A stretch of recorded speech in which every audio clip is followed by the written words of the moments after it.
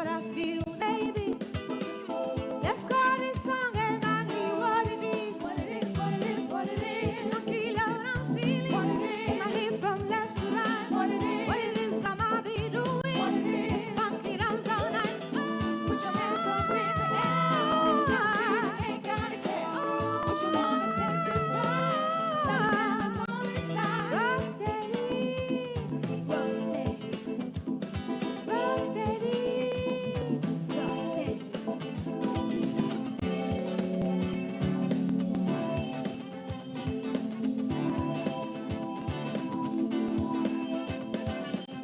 So move your hips, feeling from side to side.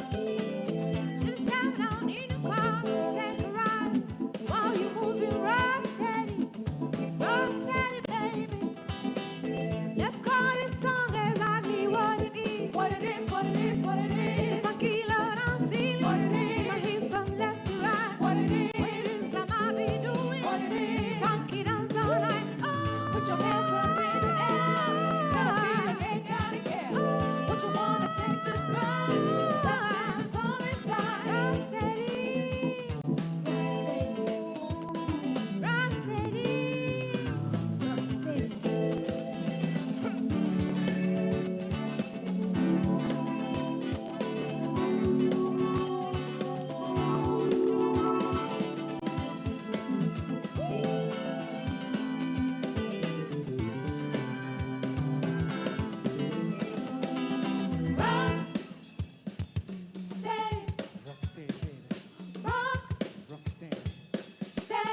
Rock steady. What it is, funky love I'm feeling. What it is, my head from left to right. What it is I might be doing. What it is, funky dance all night. Oh, put your hands up in the air. Gotta feel it, ain't gotta care. What you wanna take this ride. Dancing is on this side. Rock steady, rock steady, rock steady. Baby, what it is, baby, babe, what it is, baby, what it is, baby, babe, what it is, baby, what it is, baby, babe, what it is, baby, what it is, baby, babe, what it is, baby, what it is, baby, babe, what it is, baby, what it is, baby, babe, what it is.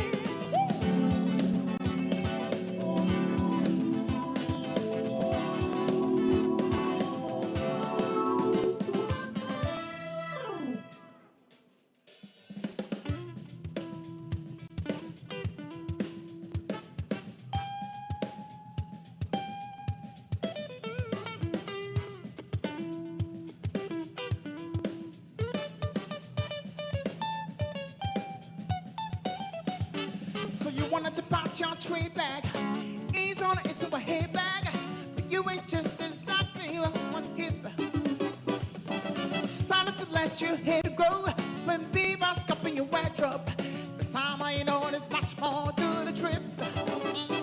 What is hip? Tell me, you think you know. What is hip? If you're really hip, the passing years will show you would hip rib. Maybe if it hip. What is hip? Huh.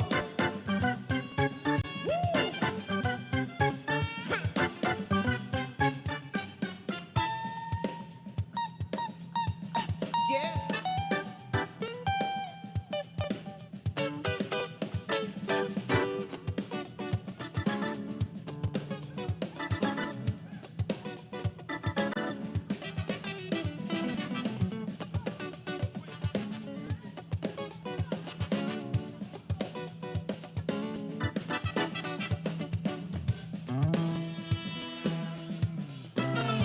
What is hip? If you're really hip, the passing is show you would hip rib. Maybe if it hip. What is hip?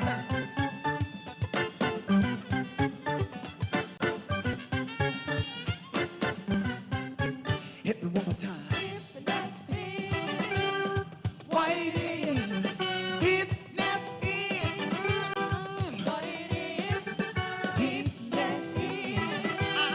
What it is? Sometimes hip is what it is.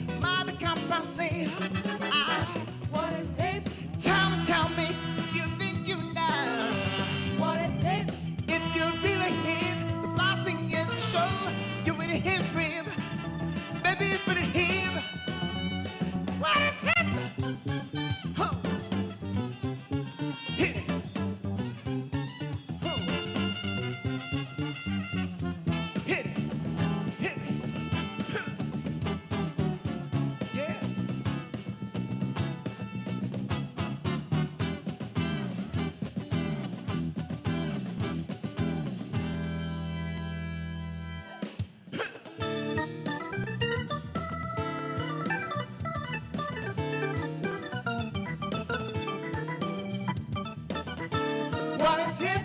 Tell me, if you think you know what is hip. If you really hip, the bossing is for sure. What is hip? Tell me, if you think you know What is hip? if you really hip, the bossing is for sure. What is hip? What is hip? I'd like to know what is hip. What is hip? I'd like to know What is hip? what is hip. I'd like to know what is hip. What is hip? Hit me one more time. Hit it. Yeah. Do it. Hit it. Hit it. Hit it.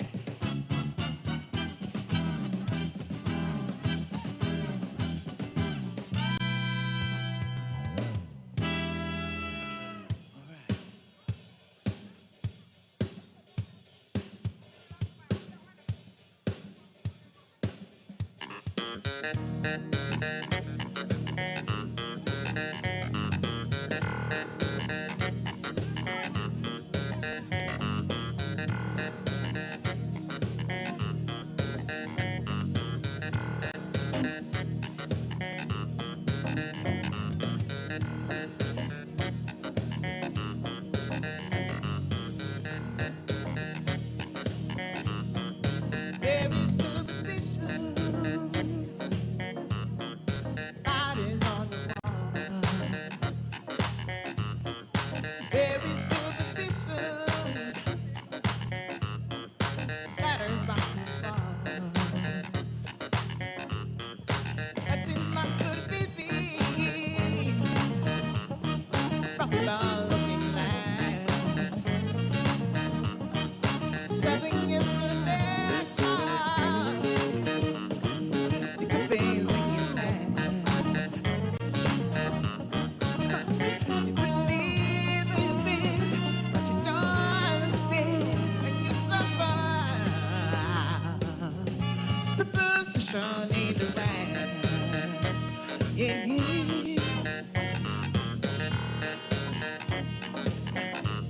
Ooh, very superstitious. Wash your face and hands. Read me on the problem.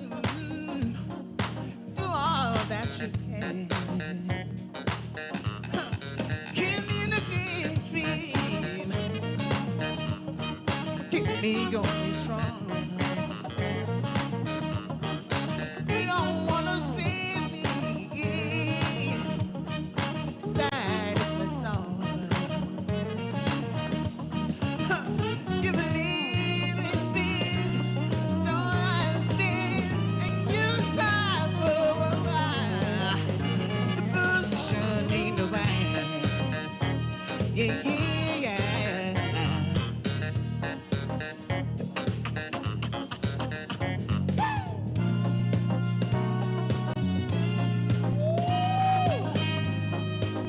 Hit it.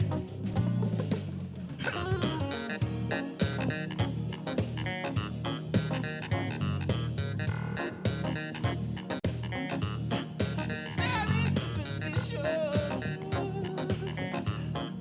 Nothing more to say. Very superstitious. Devil's on his way. That's in my sort of baby. Rough looking nice. 7 years of fair time. Good things in your bag. You believe in things that you don't understand, and you suffer. Superstition ain't the way. No, no, no.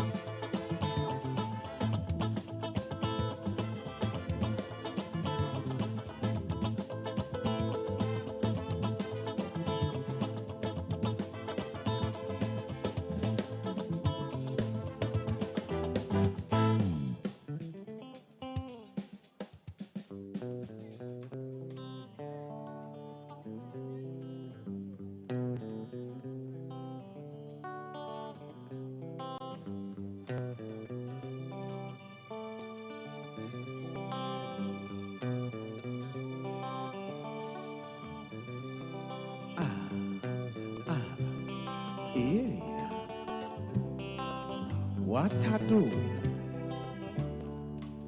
Shake your body.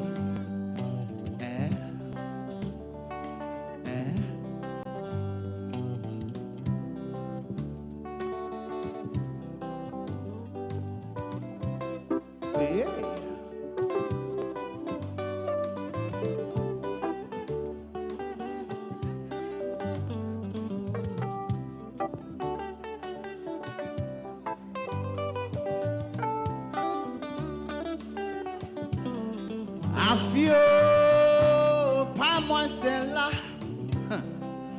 I feel by myself you're gonna make a melt inside.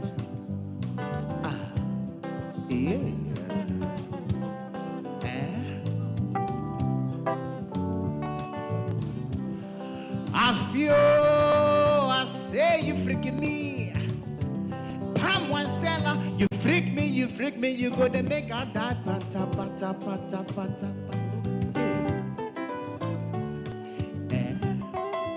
what I do? Make you close the door, turn up the light, and make I undress you. Tonight be the night, just you and I, you.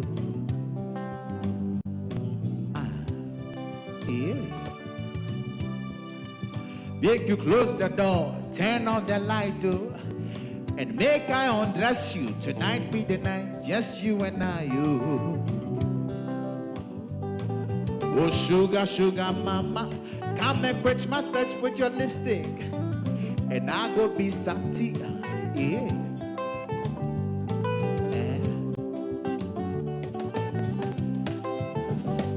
What I do?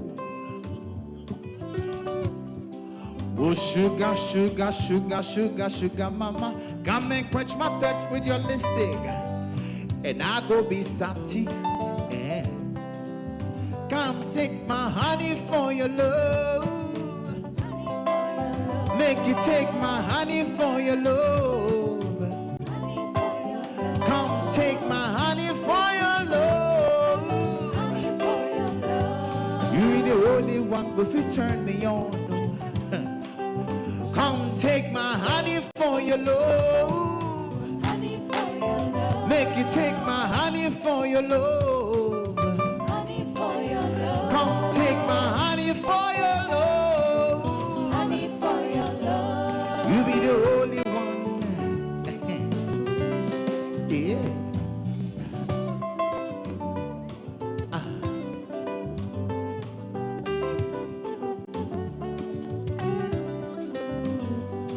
Yeah.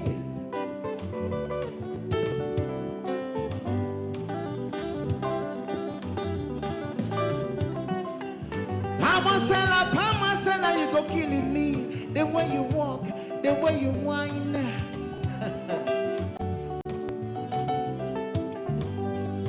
Yeah. And gradually we receive the full complement of the high table.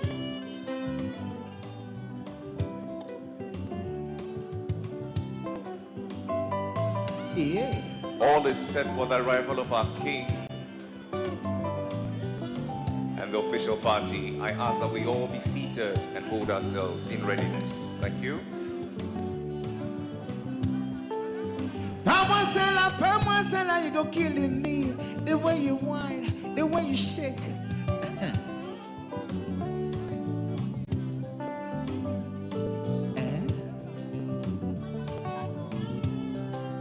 Make you dance for me privately. Make you shake for me, nobody go see you. Make you dance for me, I feel. Make you shake for me, nobody dey here. Your mama no go see, your papa no go see. Yeah.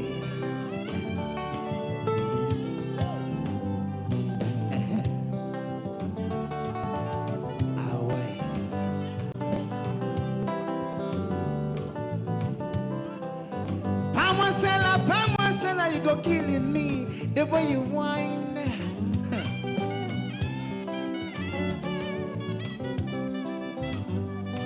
Yeah. Pamasela, you go killing me the way you whine, the way you shake. Make you dance for me privately. Make you dance for me, nobody there here. Make you shake for me, I feel. Make you shake for me, nobody there here. Your mama no go see, your papa no go see, your brother no go see, your sister go no see. I'm happy.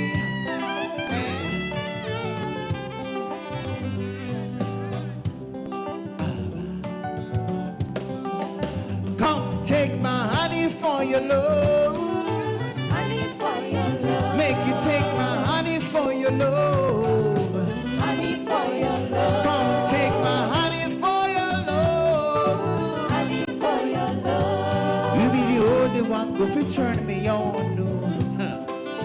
Come take my honey for your love. Honey for your love. Make you take my honey for your love. Honey for your love. Come take my honey for your love. Honey for your love. You be the only one go fi turn me on. Come take my honey for your love. Honey for your love. Make you take my honey for your love. Honey for your love. Come take my honey for your love. Honey for your love. You be the only one go fi turn me on. Yeah.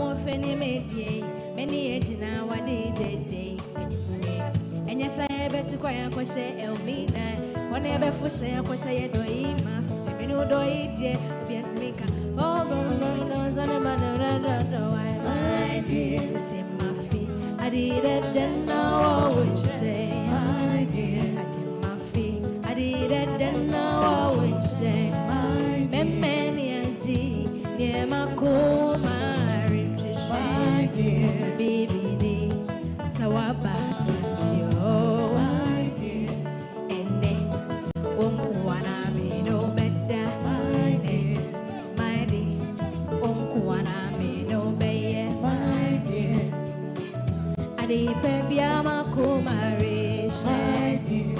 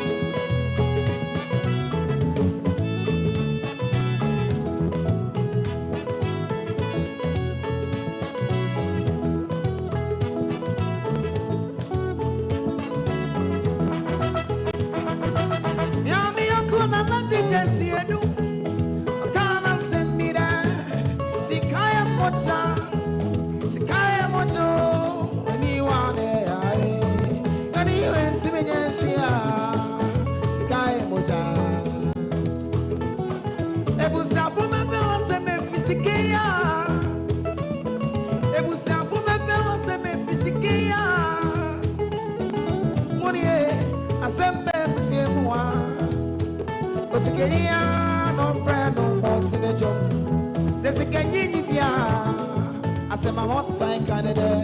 And for a big job on Mara, big job, no, yes, Kenny. I'm a man no job, Sunday, Sikai, Minibia.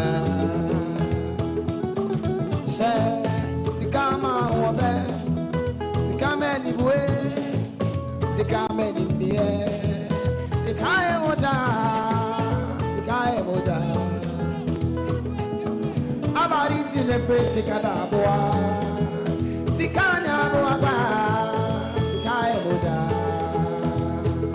Hey, hey, Sikaya. Say, Mommy, can't travel there. Sikanya, Boa, and Maokan. All right, bring it down. Sikaya, Nivata. Sikaya Moja, Sikaya Moja, Sikaya Moja, Sikaya Moja. Thank you very much. Bring it down. Completely down. Thank you very much. Excellencies, Majesties, Royal Highnesses, ladies and gentlemen, all is set now for us to receive our King and the official party. I ask that we all be seated and hold ourselves in readiness. It is requested kindly of all of us to place our phones on silent to avoid any interference in the course of this celebration. I thank you for your cooperation.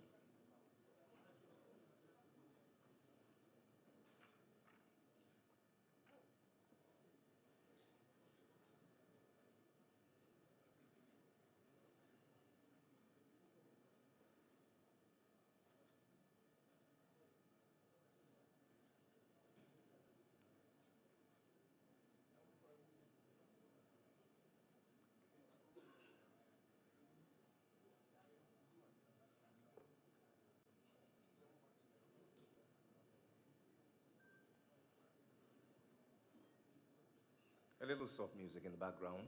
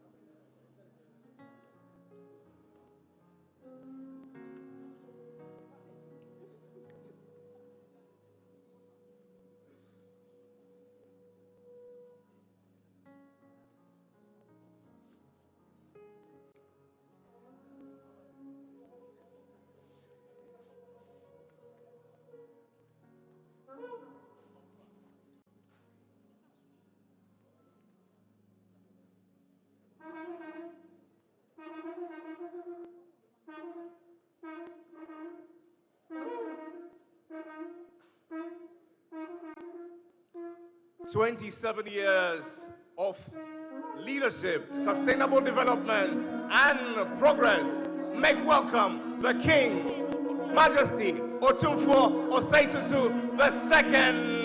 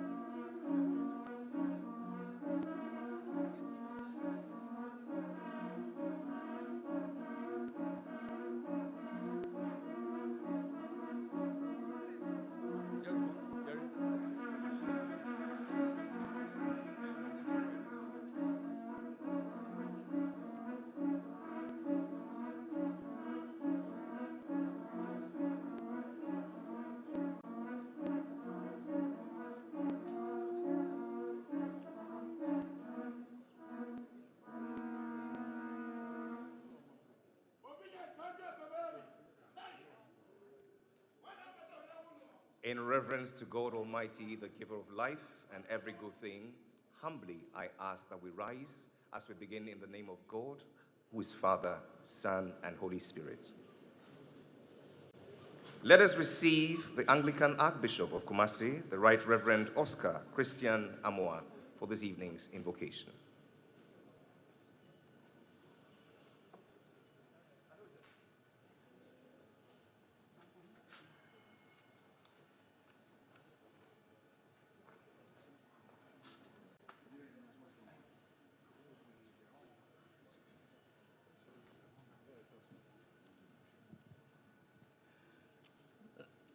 Let us pray. Gracious and the Most High God, we thank you for our lives individually and collectively as Asantehemaa and the nation Ghana as a whole. Our hearts are full of gratitude for the life of His Royal Majesty, Otumfuo Osei II, our King, and his position as Asantehemaa. We are very much appreciative of the gifts, abilities, the boldness, goodwill, and favor you have endowed him with, which have enabled him to be relevant not only to Asantehemaa, but Ghana and the world as a whole. As you prepare to celebrate the 27th year of his ascendancy on the golden stool, we pray for good health, more wisdom, more knowledge, insight, understanding, keen mind, and above all, long life for him. This evening, Lord, as we gather to celebrate Otumfuo as a pillar of peace, we pray for a larger and a wider capacity for him to receive your peace, which passes all understanding, in order to be able to dispense more peace in this kingdom. Let the purpose of this gathering this night be achieved. We ask this and other blessings upon one and all. In Jesus' name, we pray with thanksgiving. Amen.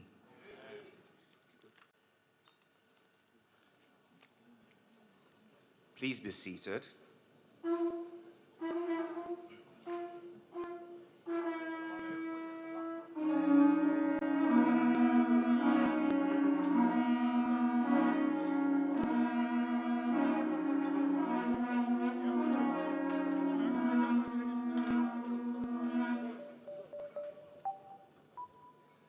"27 glorious years of advancing peace and sustainable economic development through a royal vision. He sits amongst us as a pillar of peace. Make welcome with warmth and delight His Majesty Otumfuo Osei II, Asantehemaa. Your Majesty, we welcome you to this glorious celebration. Seated in splendor and in glory by our King is the Princess Consort of Asante. Make welcome Lady Julia Osei II.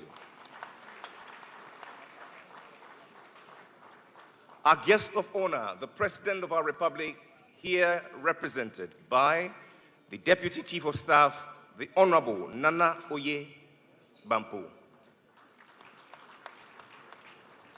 Our special guests, former President of the Republic of Ghana, Nana Addo Dankwa Akufo-Addo.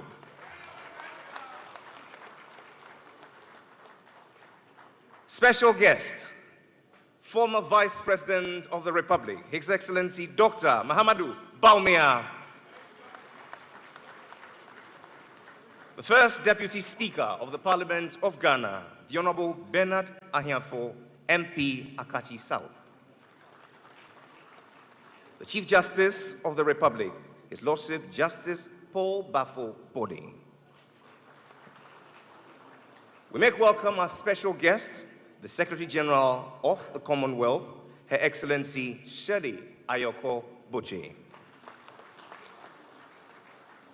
Ladies and gentlemen, do please make welcome His Royal Majesty Ogiame Atuwache III, the Olu of the Warri Kingdom from Nigeria.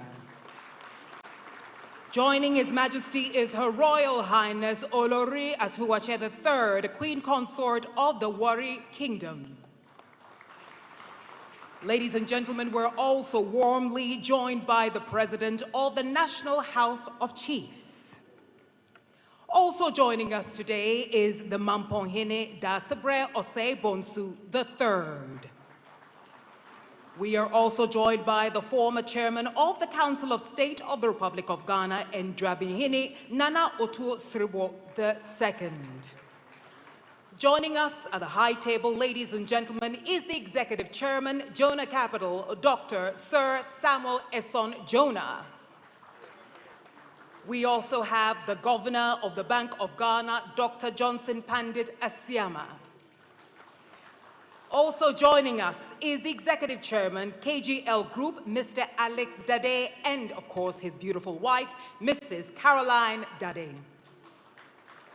Together with you all ministers of state, heads of mission, and other members of the diplomatic corps, captains of industry, partners, friends, family, and well-wishers, we welcome you to Manhyia right here in Kumasi, the heart of Asantehemaa, this great kingdom of renown which has stood for over 400 years as a symbol of resilience. Our word of greeting is simple. We say Yamamu Akwaba, and you all respond, Ya. Yamamu Akwaba.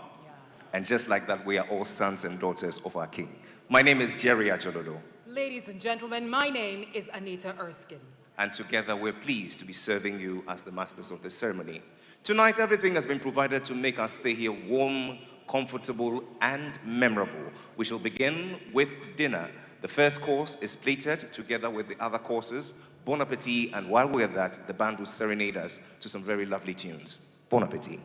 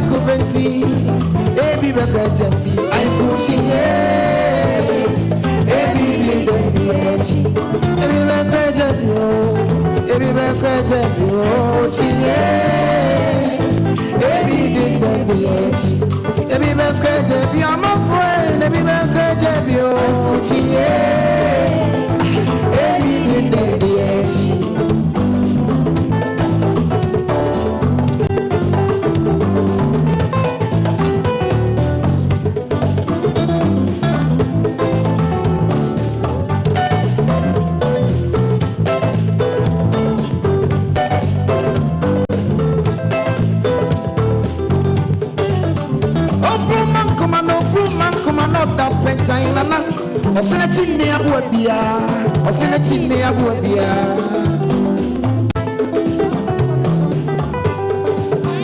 Obuman kumano dampete nana.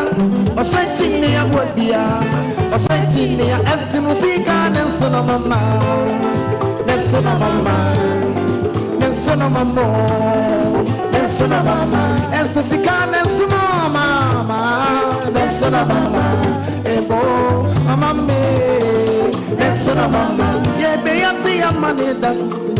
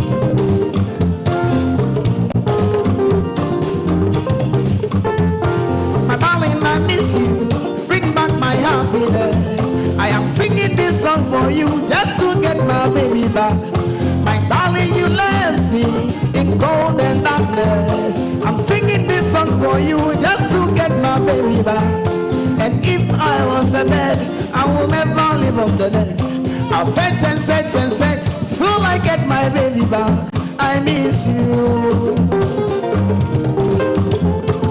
Why, darling, you break your promise? Why, darling, you break your promise? Why, my sweet darling, you treat me cruel so?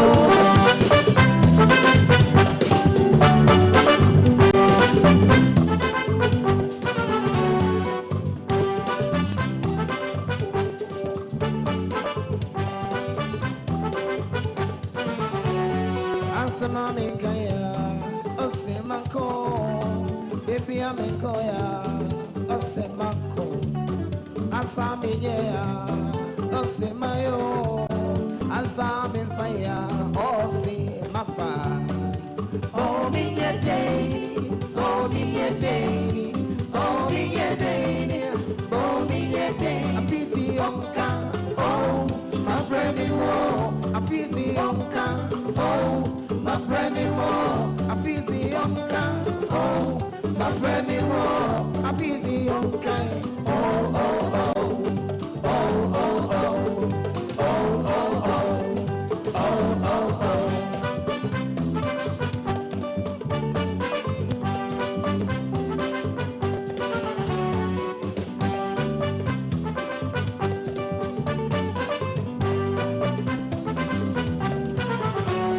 Ansema minkaya, osema ko.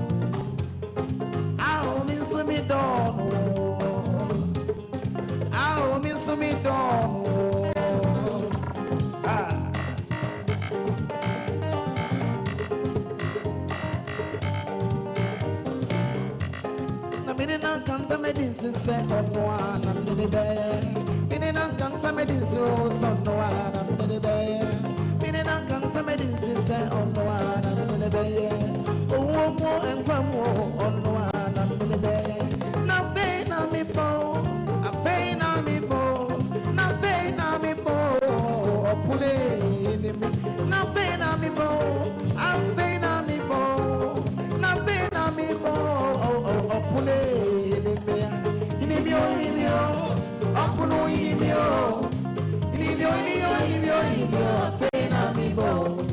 Inimio, opuno inimio. Inimio, afena mibo.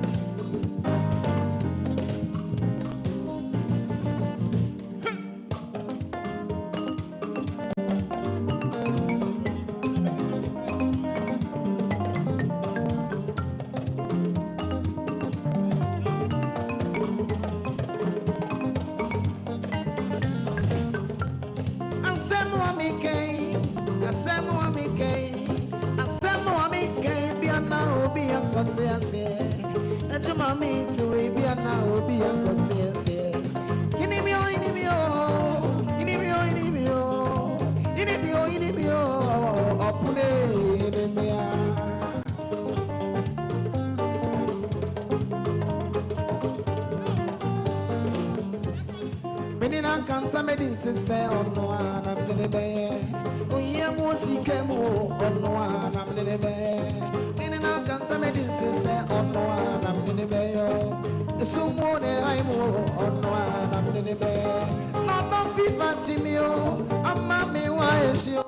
I'm mammy, why is you? That's so now, Thank you very much. The greatest man.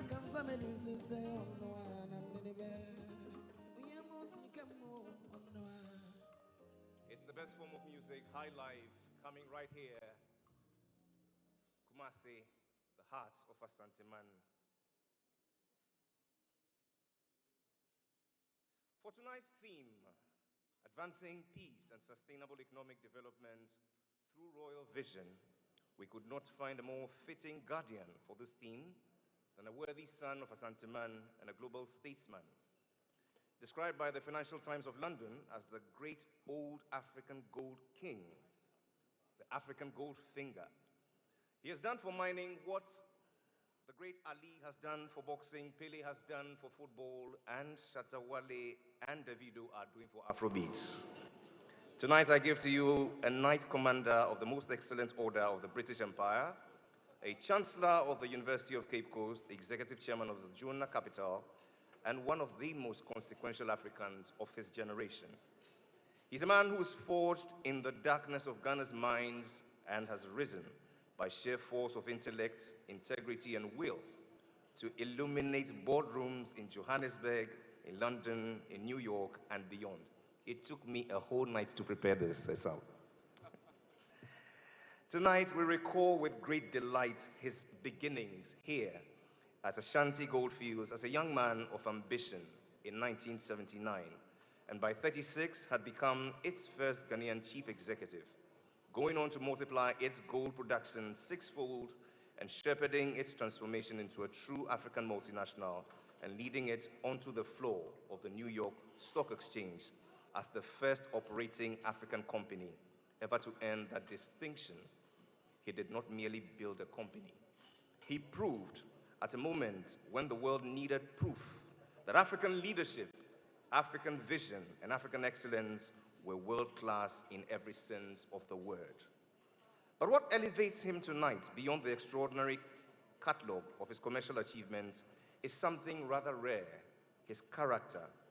A man who has chaired companies across 4 continents, advised presidents from Kufuor to Obasanjo to Mbeki, served on the General Advisory Council of the United Nations Secretary General's Global Compact, and has earned the admiration of Ghana's mine workers with a Platinum Award and more, and yet whose most consistent message, drawn from decades of watching power misused and potentially squandered, has been a call, not more for himself and for his own influence, but for honest and limited government, for constitutional reform, and for strengthening peace and democracy.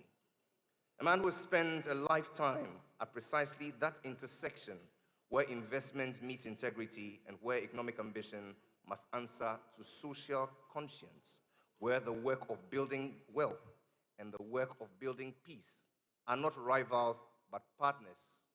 And it's no small thing he carries on his heart as a board member of the Otumfuo Osei Tutu Foundation a personal connection of brotherhood to the extraordinary monarch we gather here tonight to honor, a king who is 27 years on the golden stool and who has shown the world that royal authority and democratic peace are not opposites, but allies.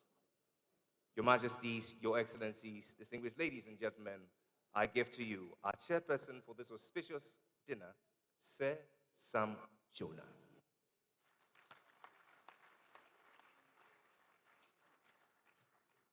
Thank you, Jerry. It's the longest introduction I've had the pleasure of listening to. Your Majesty, Otumfuo Sechuju II, the Asantehemaa, the occupant of the golden stool, the pillar of peace. Lady Julia Osechutu, Your Excellency Nana Dodankwa Akufo-Addo, Your Excellency Dr. Mahmoud Bawumia, Your Excellency Shedi Ayoko Botwe, the Secretary General of the Commonwealth, the first for us in Ghana.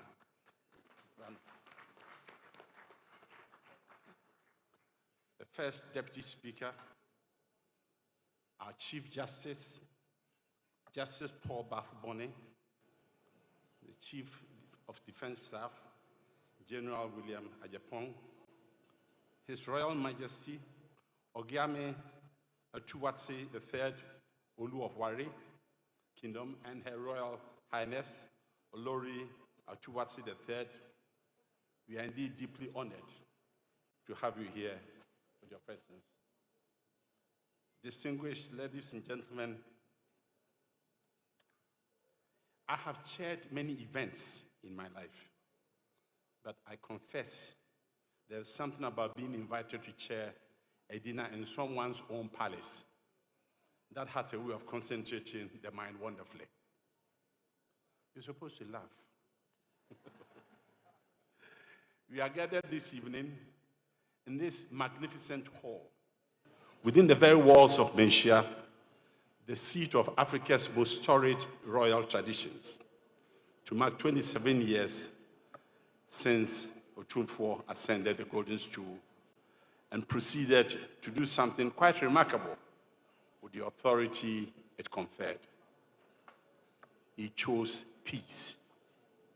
Not because it was the easier path. Indeed, anyone who thinks that peace is easy has never tried to make it. He chose peace because he understood with the clarity that distinguishes the truly great from the merely powerful, that without peace, everything else is noise. Now, before I go on, I'm obliged to make a declaration. Otumfuo is my brother. I suspect, therefore, I have to admit that being in Miss Company, it will raise questions of objectivity. I want to address that concern directly and with the seriousness that it deserves.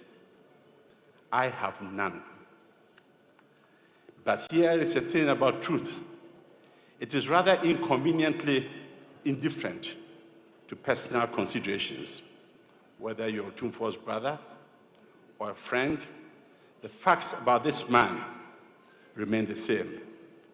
And tonight, the facts speak loudly, so loudly, in fact, that I need only arrange them in good order and step aside.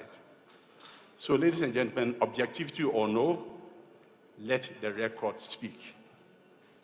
When Otumfuo VI ascended the golden stool in April 1999, he inherited not only the weight of Asante tradition, 7 centuries of history, of gold, and of kings, but also a portfolio of disputes, wounds, and unresolved tensions that would have defeated lesser men.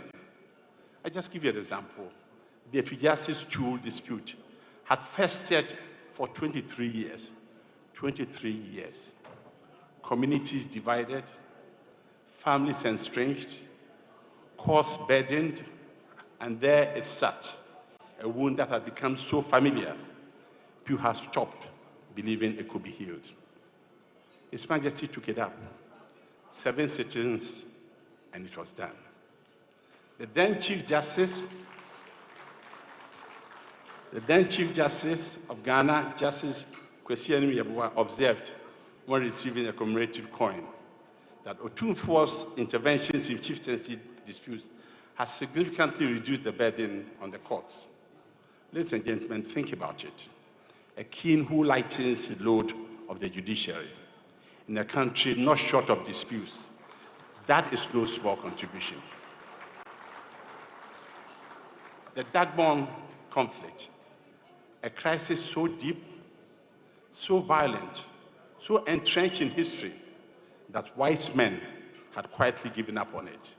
Indeed, President Kufuor, a man not given to extravagant praise, says something about that resolution that I still think deserves to be repeated tonight. And I quote, "If Otumfuo's achievement in the resolution of the Dagbon crisis had been in Europe or America, I'm sure the Nobel Peace Prize would have been bestowed on him." Ladies and gentlemen, I leave that thought exactly where President Kufuor placed it. But ladies and gentlemen, his mandate, as it turned out, was not confined to chieftaincy. In 2012, as Ghana prepared for a general election, an election that carried its anxieties as all of them do, His Majesty convened all presidential candidates to Kumasi. He brought them to this city under his roof, under his moral authority, and secured from them a commitment to peaceful elections. They signed what has famously become known as the Kumasi Declaration. This is not a small feat. Give him a big hand of applause.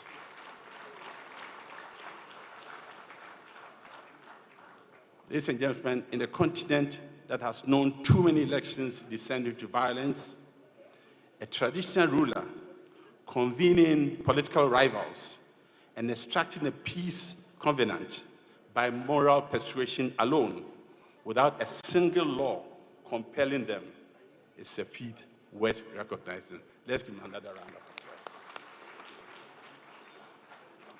In 2016, he worked quietly behind the scenes once more, helping ease the tension that surrounded that year's transition of power. Quietly, the emphasis is, without fanfare, because the most important things in life are often done that way. And more recently, let's look at the Boko mediation, a conflict so tangled with roots, its roots are so tangled that few believed anyone could even begin to unravel them. His Majesty accepted the role of sole mediator, conducted sessions here at Manhyia, and in December of last year, presented his report to the President at the Jubilee House. Ladies and gentlemen, the work continues, but it has begun, and in peacemaking, beginning is everything. Ladies and gentlemen, tonight, we witness something very rare, something very beautiful.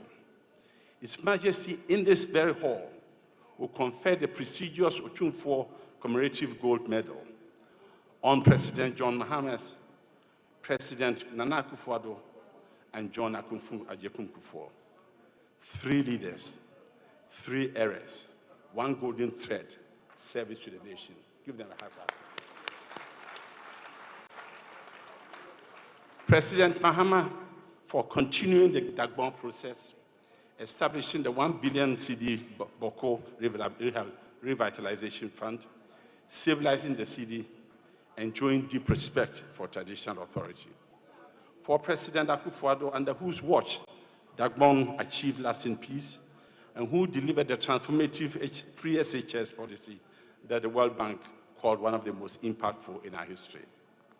And for President Kufuor, who initiated Dagbon peace process, introduced the NIH, National Health Insurance Scheme, and steered Ghana through APIC, cancelling billions in debt and stabilizing the economy.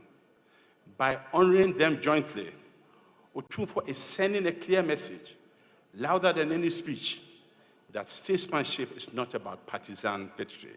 It is about continuing, enduring contributions to peace, prosperity, and national development. different facets, same golden purpose, ladies and gentlemen. In 2019, Otumfuo addressed the United Nations High-Level Forum on the Culture of Peace. His topic was Partnership for a Culture of Peace, mobilizing traditional leadership and communities for peace and security. He went to New York, and he told the world what he had been demonstrating here at least for 2 decades. The traditional leaders are not relics of the past, but potential architects of the peace that the modern world so desperately needs. The address received global commendation. That same year, he received the Pillar of Peace Award at the inaugural Africa Premier Leadership Awards. Ladies and gentlemen, we live in troubled times.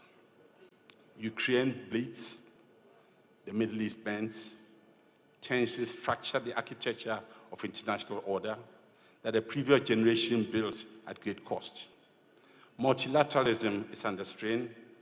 Alliances that seem permanent are proving now negotiable. And too many leaders find political profit in the performance of conflict.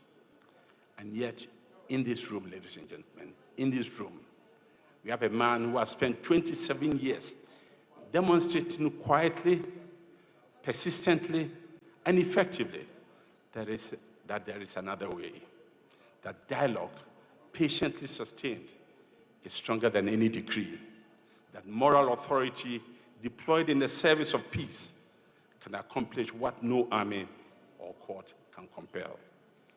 Ladies and gentlemen, the world does not need more weapons. The world needs more leaders like Otumfuo.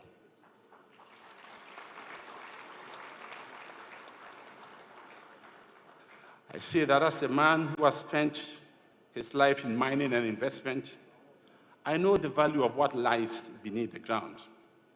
But I have learned that the most precious ore of all is the kind of leadership that builds rather than divides, rather than destroys, reconciles, and sees in every conflict a peacemaking waiting to be negotiated. His Majesty has been mining that ore for 27 years. And then, of course, there is education. His Majesty understands, indeed, as all true great leaders do, that the most durable peace is not achieved at the signing ceremony. It is built slowly in classrooms, in the minds of children who learn to think critically, to engage with difference, to see humanity in the other. His Majesty's commitment to education as a tool for national development is not separate from his peacemaking. Indeed, it is his peacemaking extended across generations. An educated society creates its own conditions for peace. It builds institutions. It develops the capacity for reasoned disagreement. It produces citizens who settle disputes with words, not weapons. And in supporting education, Otumfuo is not simply fulfilling a royal duty. He is planting peace in soil that will bear fruit after all of us in this room have taken a bow. Ladies and gentlemen, Shakespeare's Mark Antony stood over Caesar's body and told Rome, I quote, "The good is often interred with their bones." He had to wait until his friend was dead before he could say the things that needed saying. And even then, he had to dress it in irony to get the crowd to listen. We are lucky here tonight. His Majesty is sitting here right with us, in very good health, in good humor, and in the full knowledge that what is being said is not in eulogy, but in celebration. We don't need irony. We don't need a funeral, and we certainly do not need to wait. Tonight, the ears are open, and so we speak. Tonight, we mark this occasion with gold, as Asante has always done over the years. The commemorative gold coin that honors His Majesty is not merely a beautiful object, though it certainly is. It is a statement that this community this nation, this world, chooses to recognize greatness in the living, to say thank you while the ears that need to hear are still open. The coin and all the artworks unveiled tonight will go into homes, offices, and treasuries around the world, carrying with them a very simple message that peace is possible, that one person in one chair with sufficient wisdom and moral courage can tip the scales. Your Majesty, in conclusion, 27 years ago, you ascended the golden stool and received the weight of an ancient kingdom. Since then, you have carried that weight brilliantly, and you have added to it the voluntary burden of other people's conflicts, other people's wounds, other people's unanswered questions. You did it because you understood that a king is only as great as the peace his kingdom enjoys, and that the boundaries of your kingdom in your hands have always extended as far as your conscience could reach. You have gathered here while you are still reigning to say in full voice what needs no funeral to be true. Ghana is better for it. Africa is better for it. And on this particular evening, the world is paying attention. Ayiko, thank you.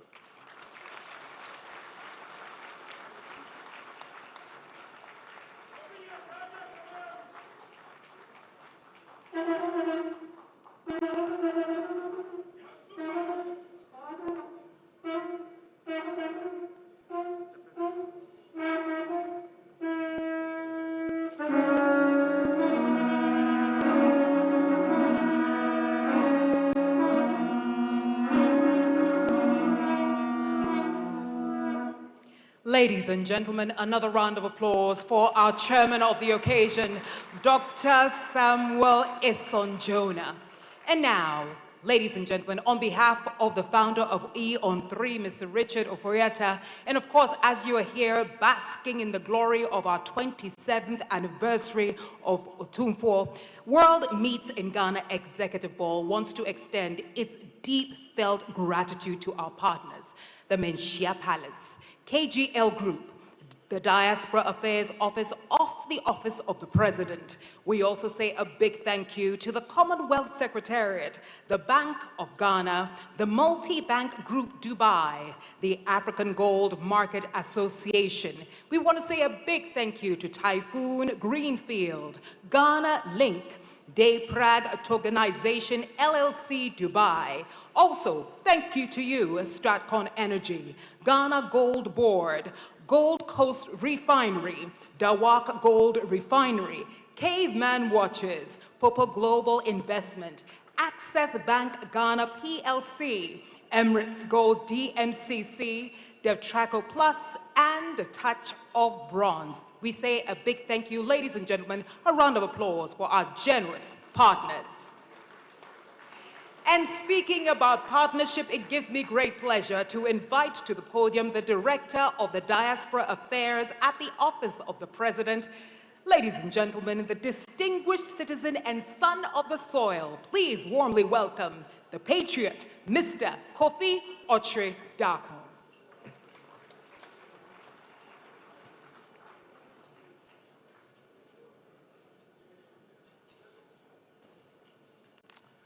Thank you very much indeed, Anita. I must say that having worked in the media space for about 30 years and having hosted about 3,000 events for the very first time in my life, I'm very nervous, in front of greatness.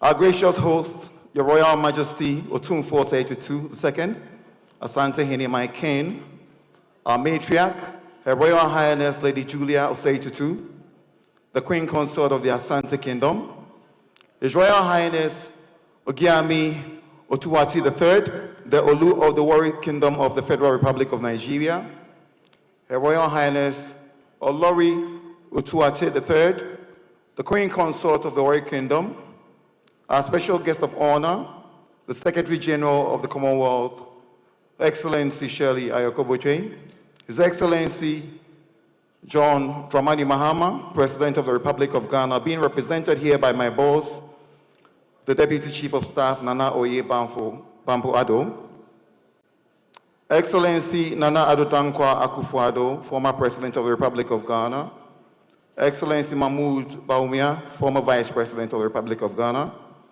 the Honorable Bernard Ahiafo, First Deputy Speaker of Parliament of the Republic of Ghana, His Lordship Justice Paul Bafuboni, Chief of Staff of the Republic of Ghana, His Excellency Wamkele Mene, Secretary General of AFTA Secretariat, Honorable Ministers of State, members of the Diplomatic Corps, Nananom, senior government officials, service commanders here present, distinguished ladies and gentlemen, colleagues from the media, my diaspora family, ladies and gentlemen, all protocols observed.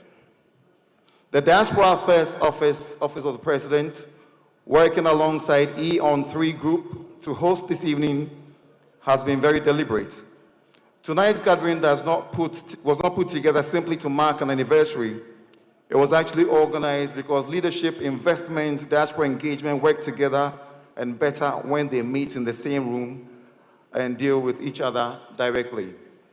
27 years under the leadership of Opimswo Osei Tutu II, my king, has shown that steady leadership looks like over time. Stability here has not happened by chance. It's been very, very deliberate.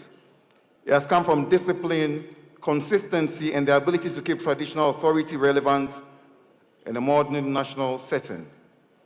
From the diaspora perspective, the consistency matters more than many people seem to realize. People living abroad do not invest where they feel very uncertain. They invest where they see order, respected authority, and continuity. And His Majesty's leadership, definitely, whose signal have remained clear. Everywhere you go in the world, people look up to us because we have an element of royalty that people can applaud and admire from a distance. We see this very clearly every year during the Akwesidae Festival, especially the one held in August. And I must say that this year we're taking that event to the United States in August, and people from different walks of life are going to be in Washington, D.C. as we celebrate Akwesidae Kese and Ghana for that matter. Many Ghanaians abroad plan their trips around it. They return because they want to reconnect with identity. But once they arrive, their attention naturally shifts to opportunity, being land, property, tourism, agriculture, and partnerships with local businesses. That pattern has been observed with consistency. Cultural connection opens the door. Trust keeps people engaged. And once people feel confident, business conversations begin and local trade ultimately benefits. This is one reason traditional institutions remain relevant in national development conversations. They provide stability where uncertainty might otherwise slow progress. Investors, particularly those in the diaspora, look closely at how stable leadership structures are in place before they commence business. Ladies and gentlemen, tonight's gathering reflects that reality. Royal leadership, national leadership, private sector actors, and diaspora partners are all present when the right people meet in the same environment. Conversations move faster and decisions become more practical. The Diaspora Affairs, in partnership with E-on-3 Group, shows a clear understanding that heritage platforms are not just cultural spaces. They are also entry points into investment and collaboration when managed properly. Your Majesty, your leadership in the last 27 years has demonstrated that tradition does not have to stand apart from development. It can support it. It can provide the kind of stability that encourages people, both locally, abroad, to commit resources with confidence. Your Majesty, tonight is not only about recognizing years you've served. It is about recognizing consistency, the kind of consistency that builds confidence across communities and across borders. On behalf of the Diaspora Affairs Office of the President, we appreciate the opportunity to stand here in partnership for this occasion. May God continue to bless you. Oma Onkwada, May he continue to bless the Asante Kingdom, and of course, bless Ghana, our beautiful country, and Africa for that matter. Thank you, sir.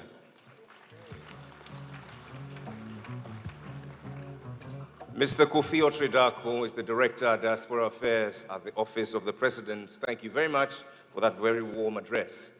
And talking about consistency of effort, we must certainly congratulate and tap our diasporan brothers and sisters for such consistency showed over the years. Joining us with warmth and affection, ladies and gentlemen, our brother all the way from the United States, Mr. Boris Kojo. Make him welcome with a round of applause. Thank you for joining us tonight.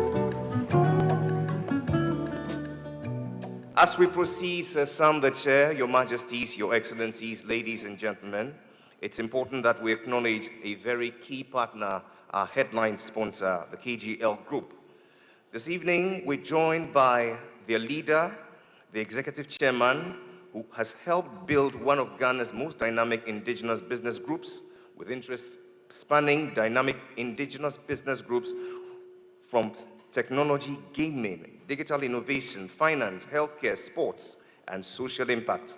A passionate advocate for African economic self-determination and the builder of enduring institutions. He's a three-time Group CEO of the Year at the Ghana CEO Excellence Awards from 2023 to 2025, and recipient of the Forbes Best of Africa Corporate Leadership and Innovation Award, Emmy Man of the Year, and the recipient of the Order of the Star of Ghana. He's addressed many thought leadership platforms at the University of Ghana, the Said Business School at Oxford, and the London School of Economics, to mention but a few. Would you please make welcome the celebrated Alex Apau Dade.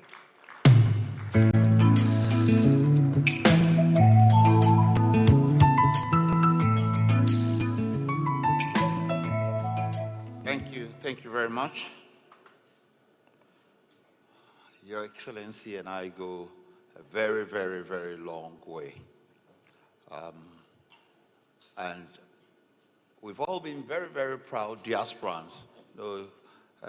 We lived in London together. He left London before some of us did to come to Ghana and become the Asantehemaa. So we have been very close friends and kept that friendship till now. Your Royal Majesty, we're so proud of you. The chairman of the occasion, Dr. Sam Jonah, and I always say we're friends like him, and those who have been ahead of us, we cannot afford to fail when we have mentors like him.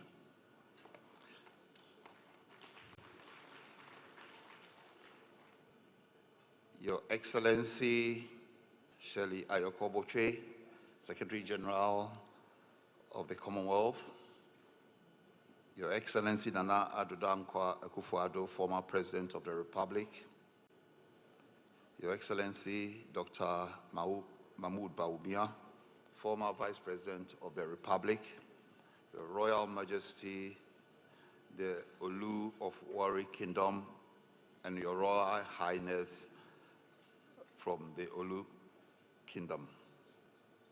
May I stand on all the protocols observed. It is indeed an honor and a privilege to stand before you tonight on behalf of Corporate Ghana and the KGL group of companies of which I lead as the Executive Chairman, to congratulate Your Royal Majesty Otumfuo Osei Tutu.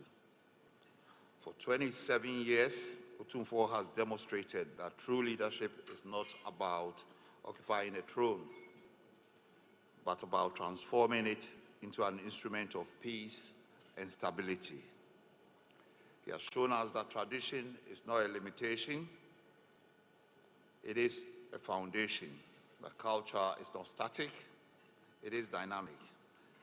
And that authority, when exercised with wisdom, can become a powerful force for national and global relevance.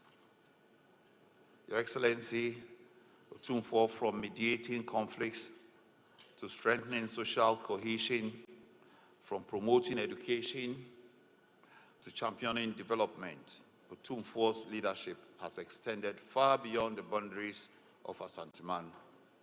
He has become a national asset and a continental reference point.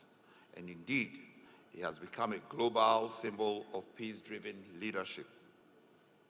Your Excellencies, distinguished guests, it is therefore entirely fitting that tonight we do not merely celebrate a monarch, but a pillar of peace and support for corporate Ghana and Ghanaian-owned enterprise. I recall years ago, during the launch of the gold coin, reflecting on the significance of that moment, I remarked that if the Ashanti Kingdom were trading on the international stock market, it would undoubtedly be one of the most profitable stocks to invest in. That statement holds even greater meaning today as it did then. As we continue to witness the strength, resilience, and the value of the kingdom under Your Majesty's stewardship. At the KGL group of companies, our support for Asantehemaa is not incidental, it is deliberate. We have always believed that if you operate, and this happens also to be one of the largest markets in Ghana, the Ashanti Kingdom, or the Ashanti region. And we believe that if you operate in sectors and in regions that touch the public interest, then your responsibility must be greater than your ambition. Because if our businesses grow while society weakens, then that growth is not progress. It is an imbalance, and that is why our commitment to the Ashanti Kingdom is rooted in shared values. These are values of people upliftment, values of discipline and long-term thinking. Your Excellency, through the KGL Foundation, we have sought to translate these values into tangible impact. The KGL Foundation has worked closely with Asantehemaa in the last 6 years on two of the KGL's 5 major pillars. We have worked with Asantehemaa on culture and heritage, and also on mental health care. On cultural heritage, through our sponsorship of events like this and the Gold Coin Initiative, we have helped fund the Heritage Museum in Ashanti region. And we have collaborated with Lady Julia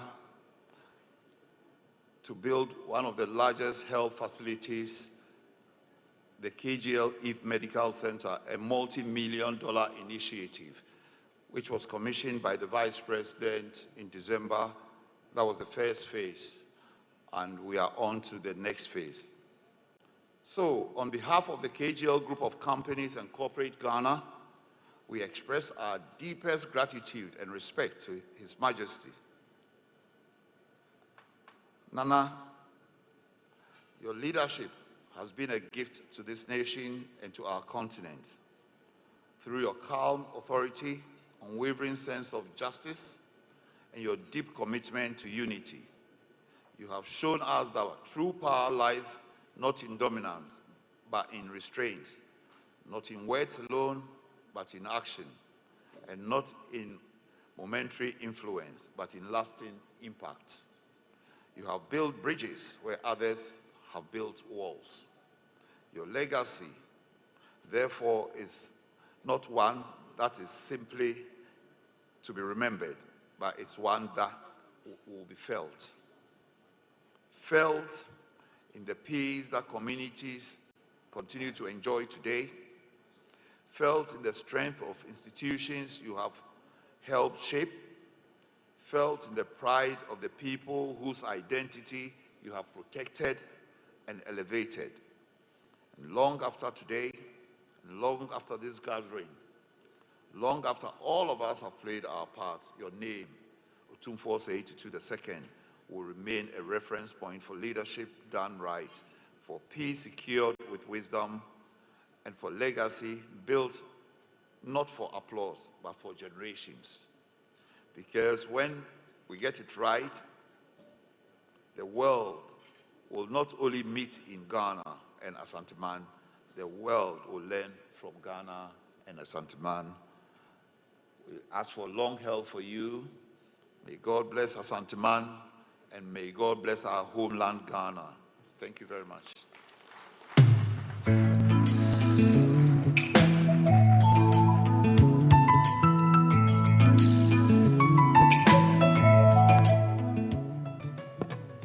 Ladies and gentlemen, another round of applause for the Executive Chairman of KGL Group, Mr. Alex Dade, which brings us to a warm and sumptuous meal. Ladies and gentlemen, dinner is now served.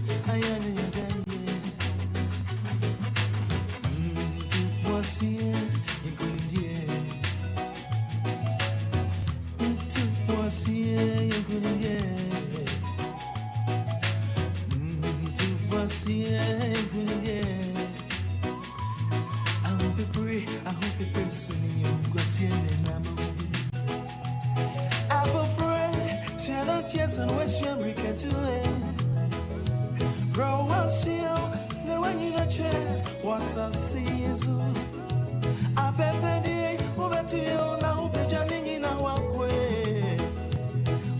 Zavo, you couldn't be answer yen canasemo. Akakune, and your cousin Cosa Akokoninia say. And everybody was okay as I will because I am so abe. To was you, that's a guy, who draw.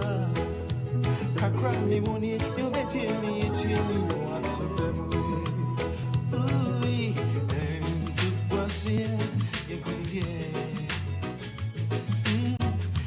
To was here, good year. To was here, good year.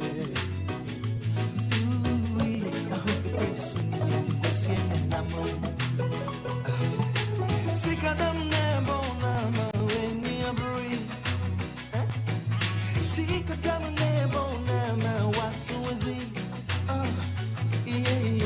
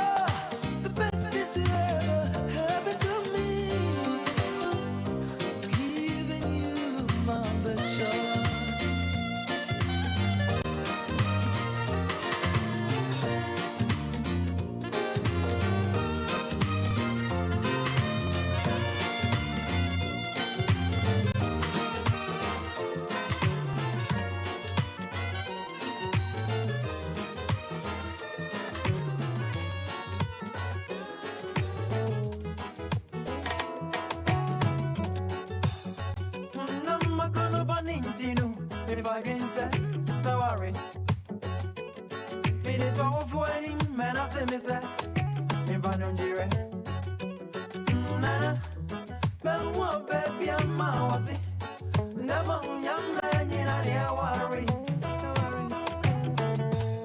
I'm a vampire worry. Strong mama won't go worry. Don't worry. Miss Ransom, don't need any more guy. I've been seeing your woman or you're a one in a tear. Oh, hey, Mama Meka, Rosa Daba, Mama Medom.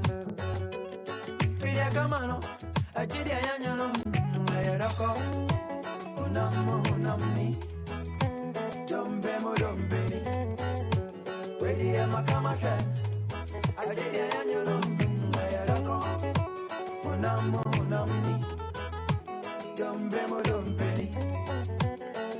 Macamasha, a Chidia Yano, Lerako.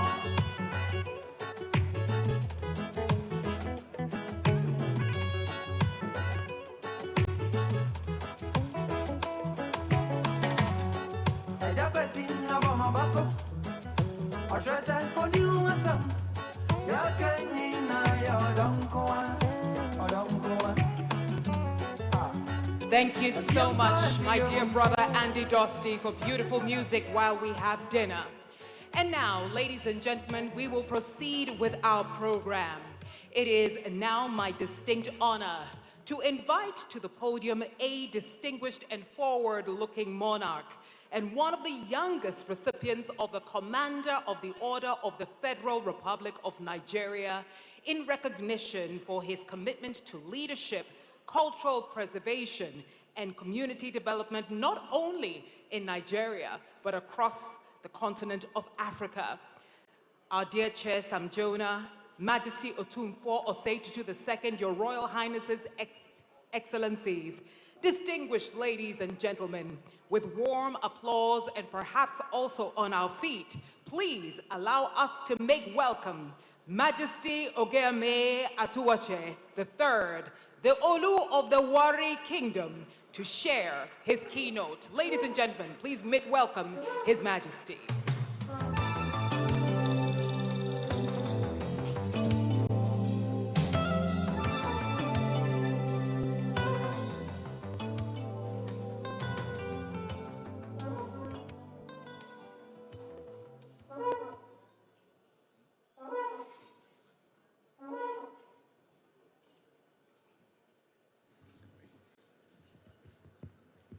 Thank you. Please sit down. Good evening, ladies and gentlemen.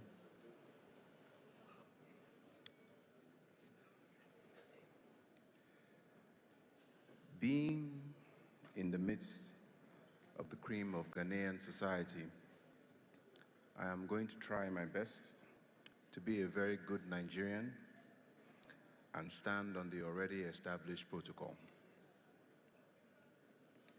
Otumfuo and I were remarking that the earlier speeches were running a bit long, so I intend to move with alacrity so that he does not pinch me when I get back to my seat. This evening, I acknowledge my brother, His Majesty Otumfuo Osei-Tutu II, with the deepest respect. And even before my ascension, I admired you from a distance. And today, I am happy and honored to celebrate you at your right-hand side. I will not betray my age.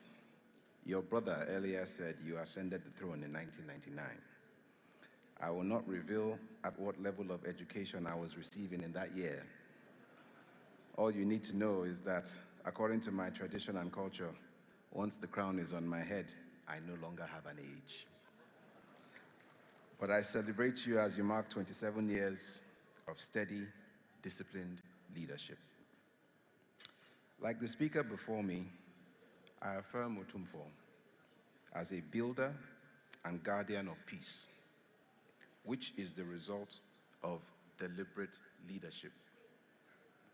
I must highlight your influence to stability within Ghana and beyond. And I know that there are politicians in the room, including the former president, but to many of us outside Ghana, and I dare say this with humility, and I say it very carefully, that Otumfuo, in his own regal way, represents the face of Ghana.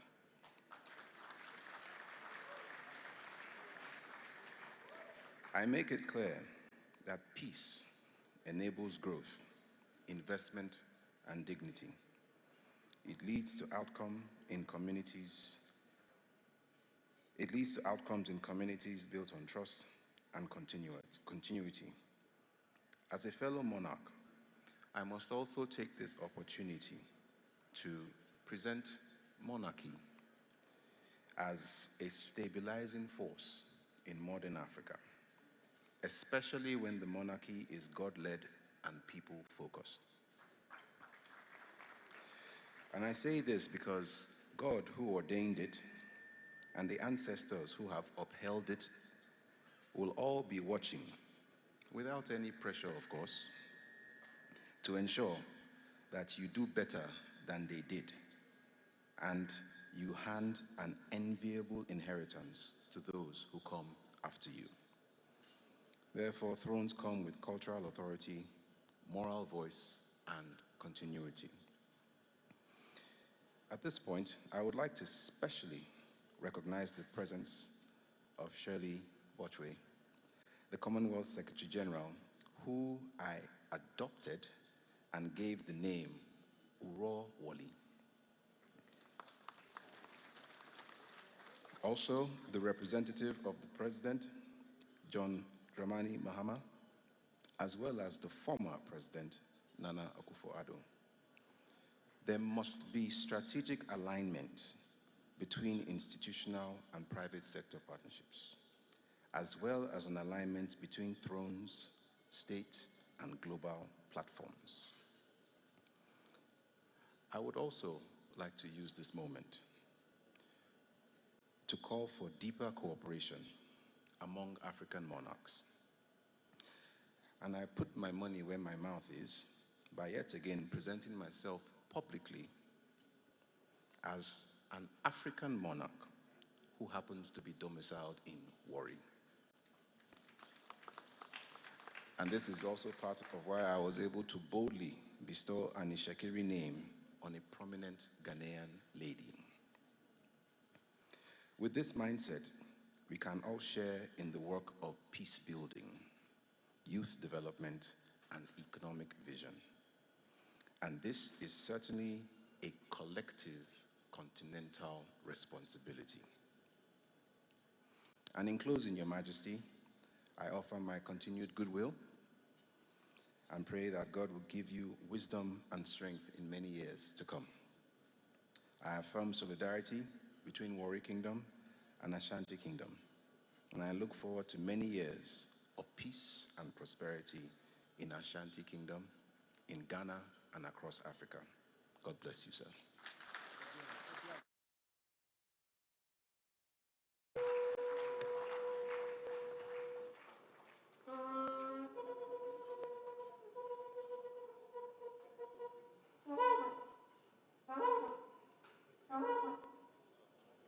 Ladies and gentlemen, another round of applause for His Royal Majesty, the Olu of Warri, Ogiame Atuwashe III. And now let's take a moment to reflect on a legacy that continues to shape our nation and inspire our continent. Ladies and gentlemen, through moments of challenge and transition, His Majesty, Otumfuo Osei-Tutu II, has stood as a steady force, guiding dialogue, fostering unity, and strengthening the fabric of society. And now, we would like for you to take a look at the screens as we not only go down memory lane, but as we come face to face with a clear understanding of why he is defined as our pillar of peace. Receiving the gold coin, Otumfuo indicated that the commemorative coin is an honor he shares with Asantehemaa and Ghana. President Nana Addo Dankwa Akufo-Addo remarked that it is fitting for Otumfuo to be honored with a commemorative gold coin, noting that his contributions to the advancement of peace and stability in the nation are well documented. It's appropriate that he be so duly honored, not honored on a continental level or international level, and also by the mention of this coin in his honor phase. I'm grateful for the courtesy of your visit and the gift that you have given me. I appreciate it very much. And I'm hoping that developments like these become normal and customary in the development of our nation. Former President John Ejiokum Kufuor believes that had Otumfuo's achievements in resolving the Dagbon conflict occurred in Europe or America, he and the two other monarchs who mediated the crisis will have been awarded the Nobel Peace Prize. He recounted how Otumfuo facilitated Ghana's exit from the highly indebted poor countries initiative, HIPIC, leading the IMF and the World Bank Group to agree on debt relief totaling approximately $4 billion from Ghana's creditors. The solution didn't lie in a legalistic solution, not a commission of inquiry. The people were not pacified. The police investigated to arrest criminals and so forth and so on. But still there was no peace in the end and Dagbon generally. So I approached Otumfuo, put the matter before him, enlisted his help, said, Nana, help me to assure the Dagombes that my government was innocent, that we wished best for them, but we just we find ourselves in this trap that we are innocent of. Otumfuo considered the matter, it's all right. He would join the two old kings and then approach the Dagombes to see if they would listen. We use traditional means to resolve the impasse there. President John Dramani Mahama indicated that Otumfuo Setutu II was the prime mover in settling the Dagbon crisis and mentioned his instrumental role in Ghana securing an extended credit facility from the IMF in 2016 to strengthen the economy. When we had the crisis with the economy in 2013-2014, Paul will know all these things. We had implemented a single spine pay policy from Professor Mills' time. And 2012-2013 was when the arrears were kicking in. That is after placing everybody on the spine. And so we overshot in terms of revenue. We had been assured that it would be revenue neutral, but it turned out, to be quite a burden on the budget. And so we did the CG Forum, in which PBO being of blessed memory, was one of the prime movers together with Kwame Keynote and the others. And after that, they came up with a homegrown fiscal consolidation program. We tried to implement it, but the international investors they didn't believe that we had the discipline to be able to do it. And so we tried to convince them, but they won't budge. And so eventually we realized that, if we were to get credibility behind the program, then we needed to go to the IMF. They wanted to see us under the schoolmaster before they believed that we could implement the program. Now we started talking to the IMF, and they were stalling the program and extending the discussions, negotiations. And then after a finished meeting, says, okay, and then they give you another day to meet another month away. It was critical to get this program locked in as quickly as possible. So one day, one of my frustrations, I was in Manhyia and I went to see him. And he asked me how things were going. And then I explained to him what was going on. And then I remember that, he had quite some good friends in high places. So I just said, I need to be in this thing. I don't know facilities from getting to speed up these negotiations for the program for us. And he readily accepted. And because of that request, he got ready, he called the Wilson, he took a flight, he flew, met him, they went together to Washington, and Jim Wilson took him to At that time, the IMF director was Madame Lagarde. Yeah, and we went and saw her. And after the meeting, in a short space of time, things changed, and then suddenly we had the extended credit facility, the ECL.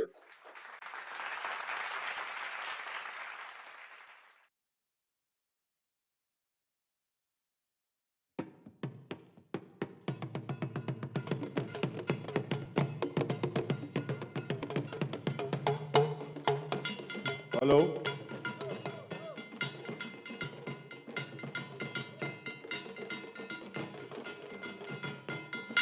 Hello? Ebona na saye. Bebe sinso na moy. Nana beka debi o aye.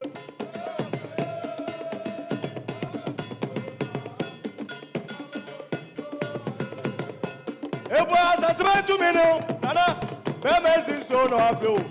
Uma bebo dibo aye.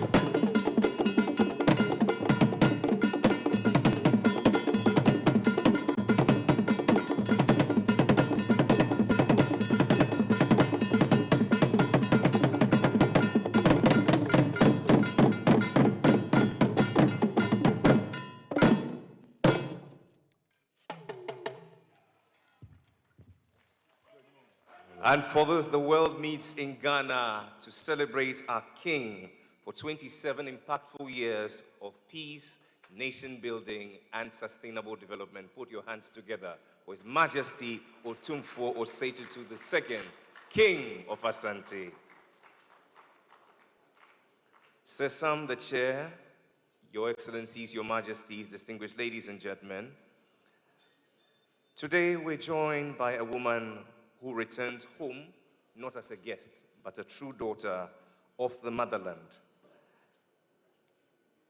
Her presence this evening in the presence of our King, whose own reign has been a masterclass in the very values she now owns very dearly. Values of patience, of principles, and of hard work, something that lasts.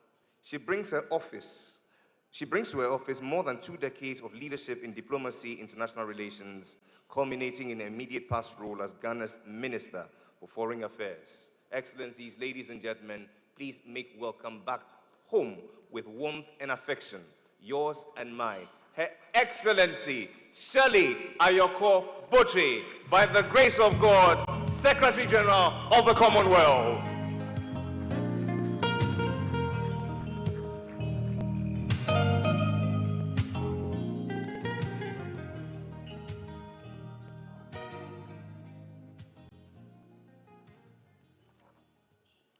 Our distinguished Chairperson, Sir Sam Jonah, Your Majesty Otumfuo Osei-Tutu II, Asantehemaa, our host, Her Royal Highness, Lady Julia Osei-Tutu, the Deputy Chief of Staff, Nana Oyebampoado, representing the President of the Republic, Your Excellency Nana Dankwa Akufo-Addo, former President of the Republic, the Chief Justice of the Republic of Ghana, former Vice President Dr. Alhaji Bawumia, the Governor of the Bank of Ghana, Your Royal Majesty Ogiame Achuache III, Olu of Warri Kingdom, Her Royal Highness Olori Atuache III, honorable ministers, honorable members of Parliament, led by the Honorable Deputy Speaker of Parliament, Bernard Ahiafo, Your Excellencies, distinguished guests, ladies and gentlemen. It is a profound honor to join you this evening at Manhyia Palace in this great city of Kumasi for this special celebration. I am deeply grateful for the generous invitation extended to me, and I bring warm greetings from the Commonwealth family. Tonight, we gather to mark the 27th anniversary of the coronation of His Majesty Otumfuo Osei Tutu II. And in doing so, we honor a leader whose reign has come to symbolize something rare and precious in our time. The patient, principled, wise, and far-sighted work of peacemaking. That is why this occasion matters so much, because peace is often spoken of as an aspiration, but in truth, peace is work. Peace is leadership. It is judgment. It is restraint. It is the ability to hold trust across difference and to summon reconciliation where others see only division.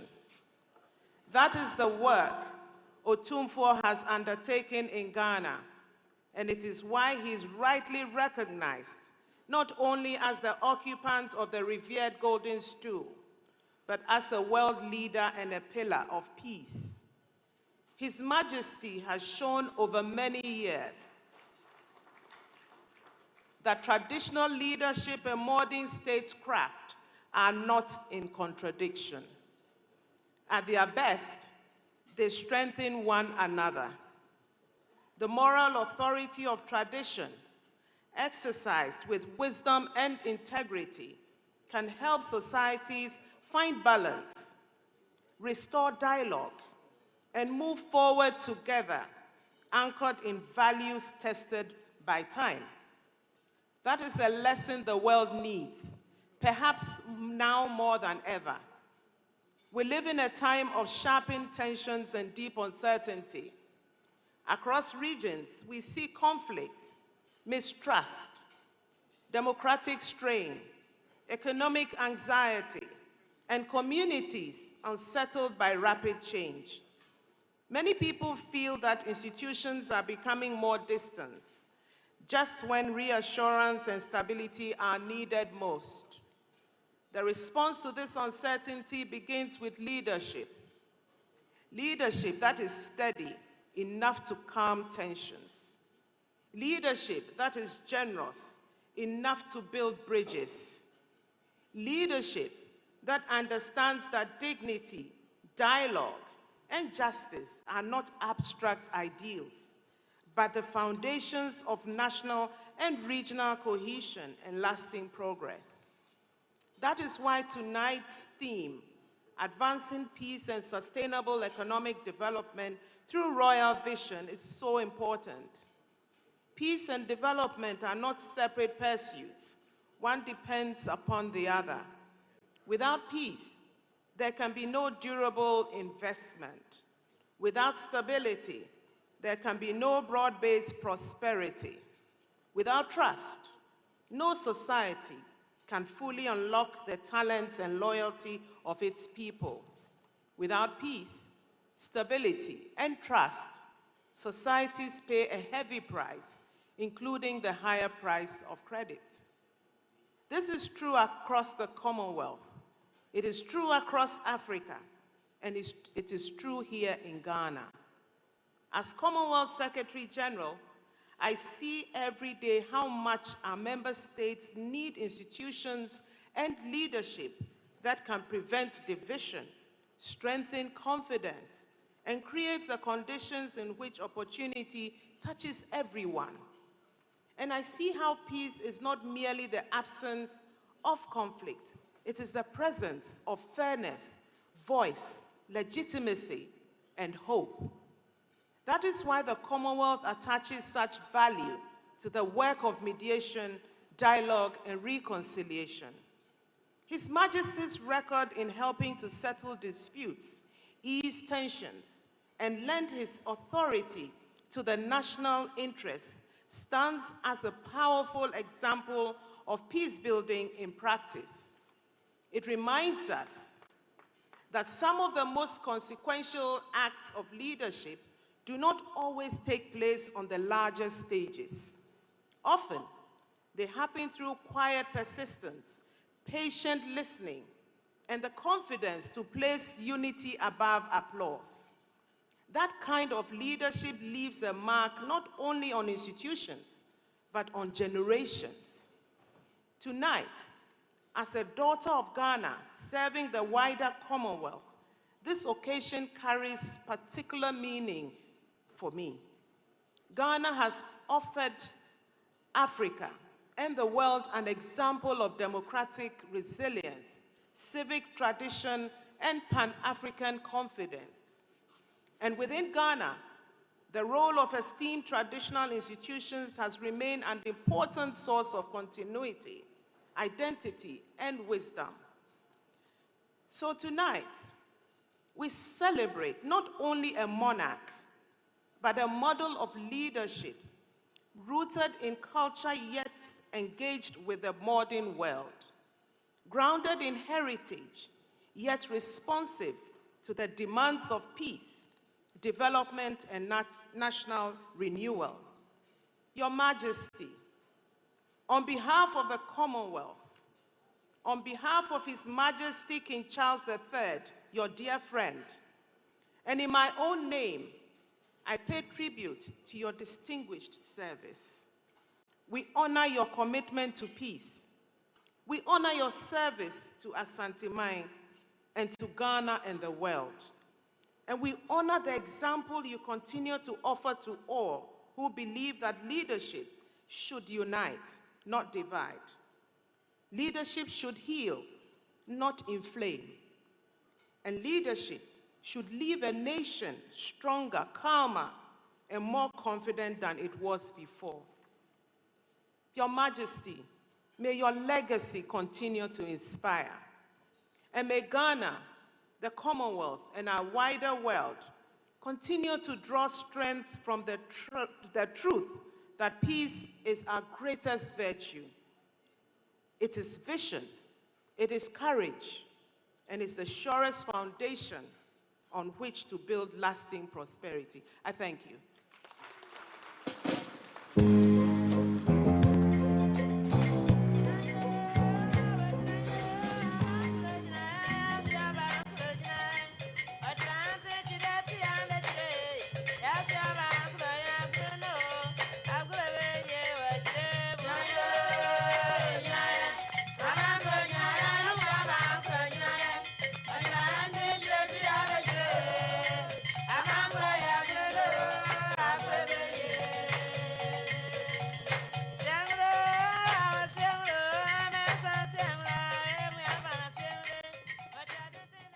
The golden stool of Ashanti commands the powerful aura typical of monarchies, yet this authority, like all others, is not immune to the peculiar challenges needed to be surmounted. It is not so much about the golden stool itself. It is more about the constituents of the Ashanti kingdom. As a human institution, traditional authorities which pay homage to the golden stool also bear the frailties which degenerate into chieftaincy disputes and land litigations. The Hydra-headed conflicts had already run into intractabilities until Asantehemaa Otumfuo Osei II assumed his traditional inheritance in 1999. The dire cases that defied solutions for decades were confronted by the then new king, and with his success were their rapid resolutions. In a remarkable display of traditional leadership, Otumfuo Osei II has settled over 20 major litigation cases across Asantehemaa, some of which had festered for more than 2 decades, stalling development and threatening communal peace. Among the most protracted was the Ifijase stool affair, which dragged on for an astonishing 23 years before the Asantehemea's intervention. Between February 2001 and November 2002, 7 sit-ins brought closure to a dispute that had crippled progress in the community for nearly a generation.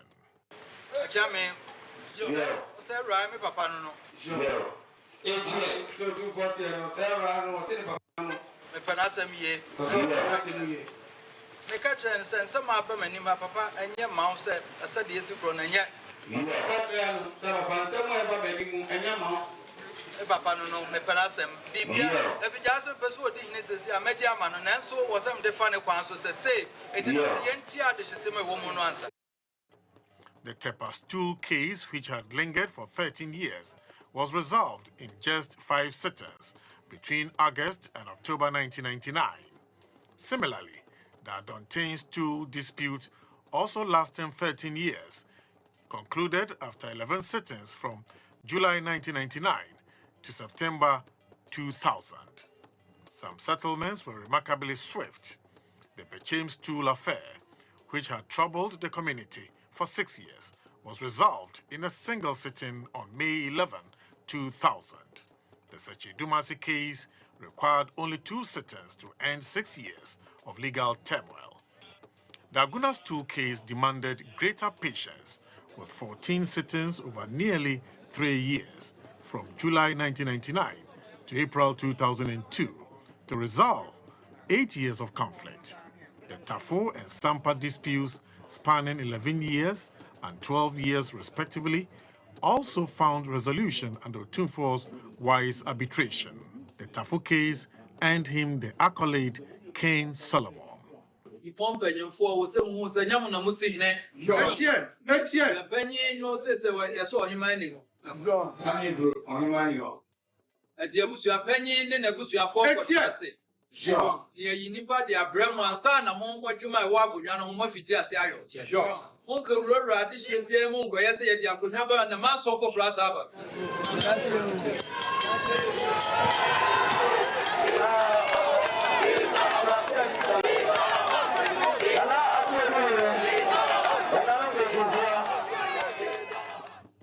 Other communities that have benefited include Bekwai, Kukufu, Goso, Asafo, Akwabwa, Edumasa, Suedu, Achiakrum, Ahwea, Buankra, Kumewu, and Ofenso. His palace continues to serve as a final court of appeal where peace, not legal technicalities, prevails.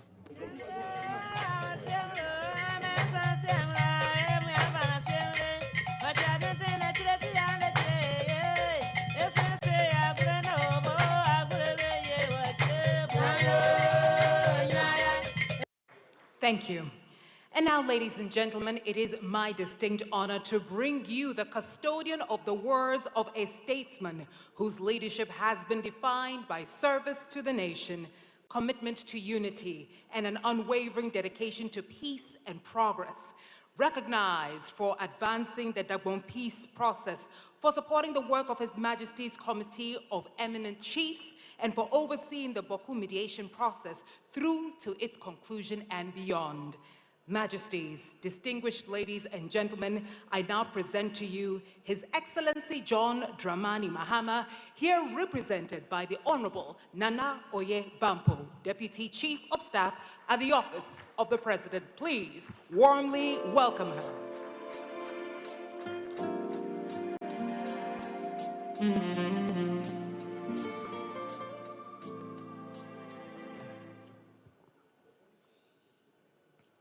The chair of this occasion, Sir Sam Jonah, His Royal Majesty Otumfuo Osei Tutu II, Asantehemaa and occupant of the Golden Stool and the Pillar of Peace, Her Ladyship, Lady Julia, His Lordship, the Chief Justice of the Republic of Ghana, Justice Paul Bafo-Bonny, the Deputy Speaker of the Parliament of Ghana, Honorable Bernard Anhiafo, The Secretary General of the Commonwealth, Her Excellency Shirley Ayoko Bochwe, the Olu of Warri, His Royal Majesty Ogiame Otuwache III, and the Queen Consort of the Warri Kingdom. The former President of the Republic of Ghana, His Excellency Nana Addo Dankwa Akufo-Addo. The former Vice President of the Republic of Ghana, Dr. Bawumia. Ministers of State, Minister of Interior, Works and Housing, Local Government, Deputy Minister of Defense, the CDS, the IGP, the Ashanti Regional Minister, the Majority Leader of Parliament, Honorable Ayariga. It is a great privilege to stand before your Royal Majesty tonight on behalf of His Excellency President John Dramani Mahama, who has asked me to assure your Majesty that his heart is fully present in this hall. Your Majesty, the President considers the recognition you are giving him a very special honor.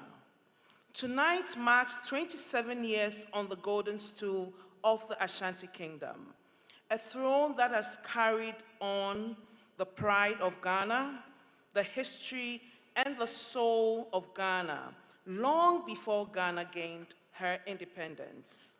The Ashanti Kingdom contributed greatly to who we are as a people in Ghana. Your Majesty inherited that legacy and has enlarged it in ways that belong to all of us and not only to Asantehemaa.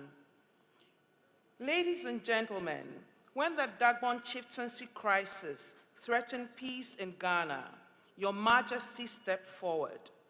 With patience, moral authority, the tireless dedication, the mediation process that your Majesty led resulted in the historic enskinment of a new Yana in January 2019, and this restored peace to Dagbon after decades of conflicts. When Boko threatened to become a national security crisis in Ghana, Ghana once turned again to you, your Majesty.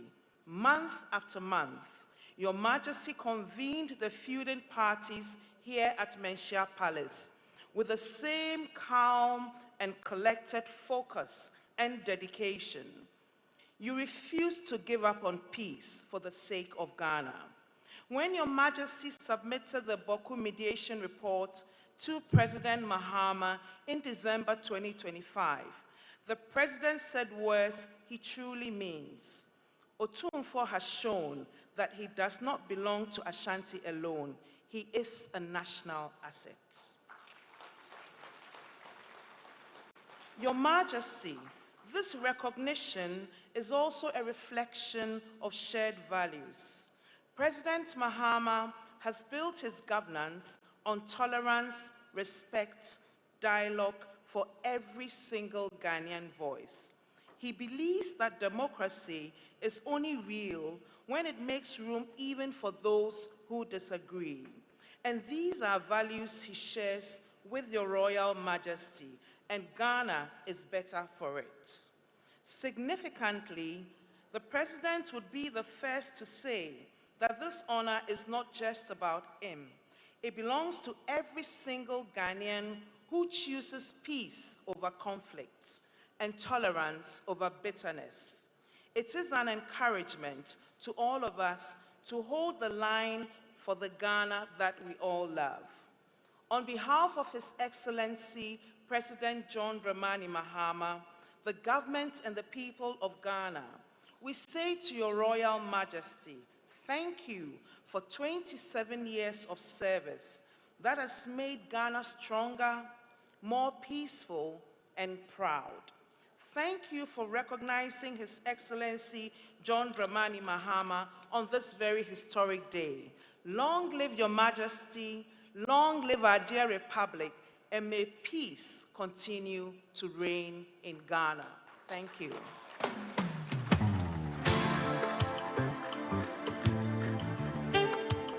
Why don't you help me celebrate the President of our Republic, His Excellency John Dramani Mahama,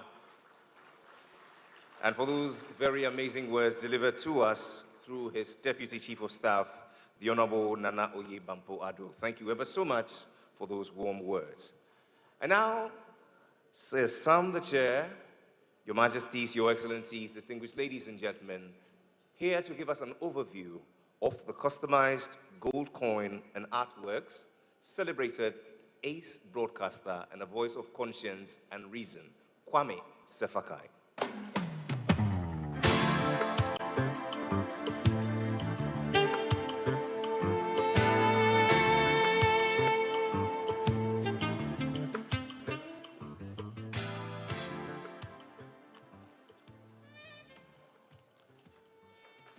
Sir Sam Jonah, our chairman. The list is quite long. I'd crave your indulgence that you'd forgive me for if I skip.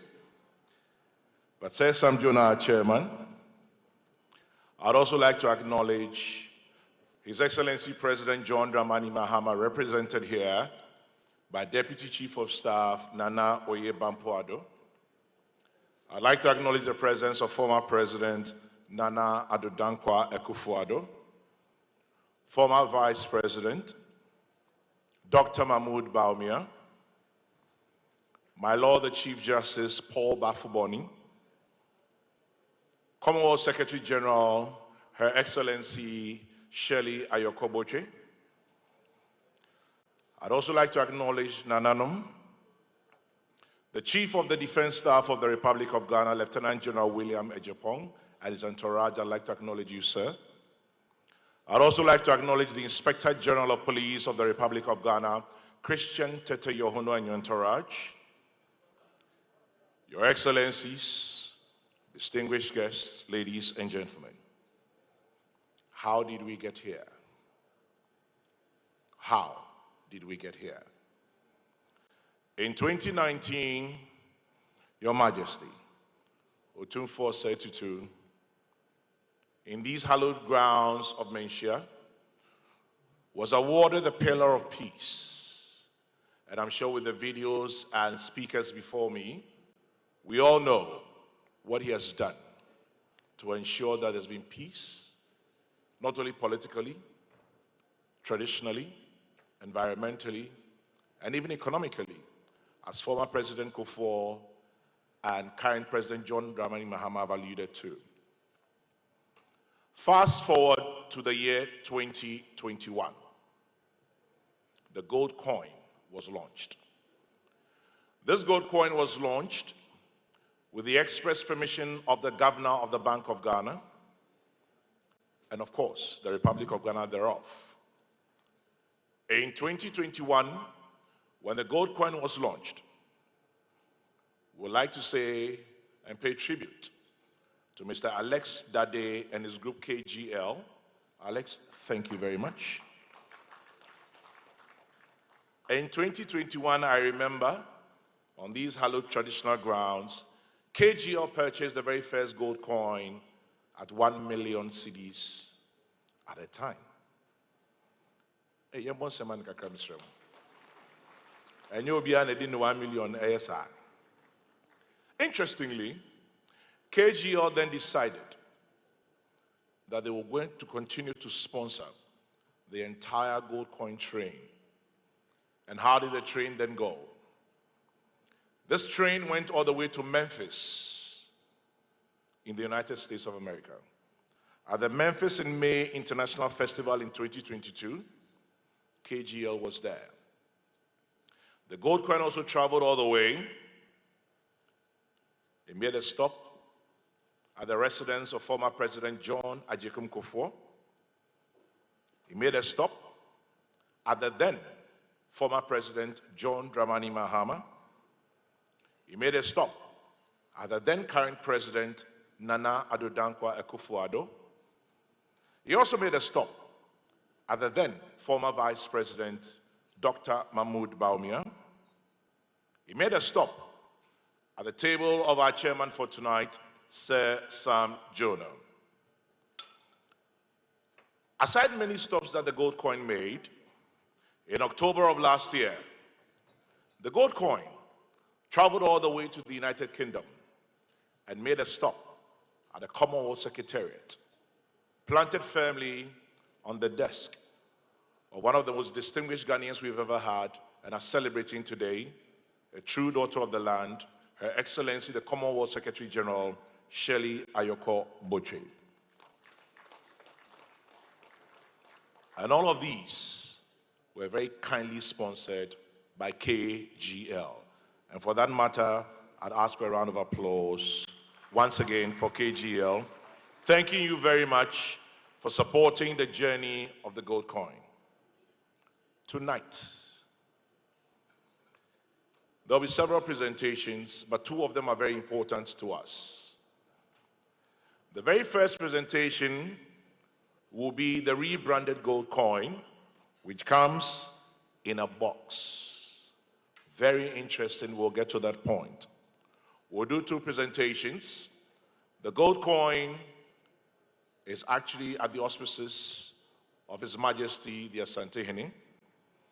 We'll do the presentation to His Majesty, and we're doing this presentation to tell him that since 2019, when we started this journey, several years later, this is how far we've come with the gold coin, properly branded, and we'll do the presentation to him.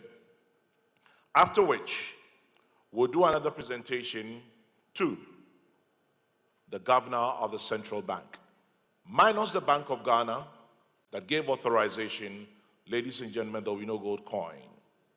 And so these two presentations, first of all, to His Majesty Otumfuo the Asantehemaa, and then secondly, to the governor of the central bank, will do. Now, after that, I'll come to my next point. But at this point, Your Majesty, with your kind indulgence, I'd like to ask that we bring those two boxes here now. And so these two boxes, some of which will be auctioned later tonight. The very first presentation, I'd like to invite Her Excellency Shirley Ayoko Boche to do the very first presentation to His Majesty Otumfuo Osei Tutu, who has ensured that this entire ceremony has come to be what it is today.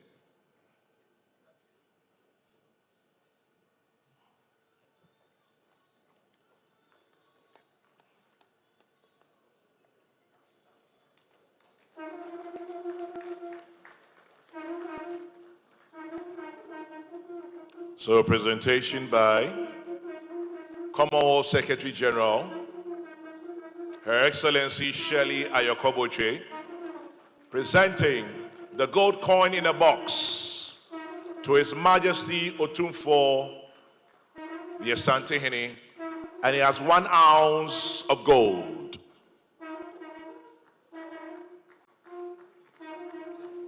Madam Ayoko Boche, please resume your seat. The second presentation will be done by His Majesty the Asantehemaa. And at this point, I'd like to invite the Governor of the Central Bank, Dr. Pandit Esiama, to receive a copy of the gold coin, newly minted in a box. Thank you, Governor. You authorized the minting of the gold coin. Presentation by His Majesty the Asante, assisted by the Chief Executive of E-on-3 Group, Richard Foriata J.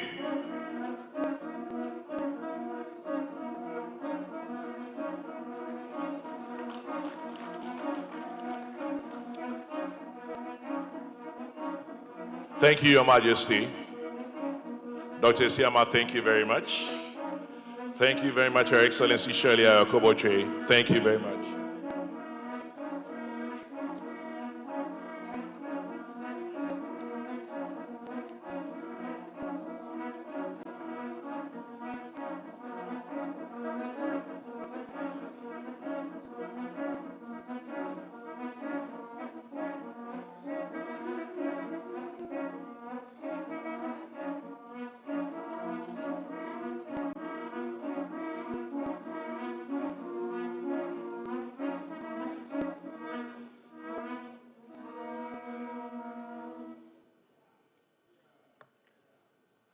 Ladies and gentlemen, the very next stage is going to be very interesting. Very interesting because we're all here as guests of His Majesty. We're all here to support His Majesty. We're going to have an auction,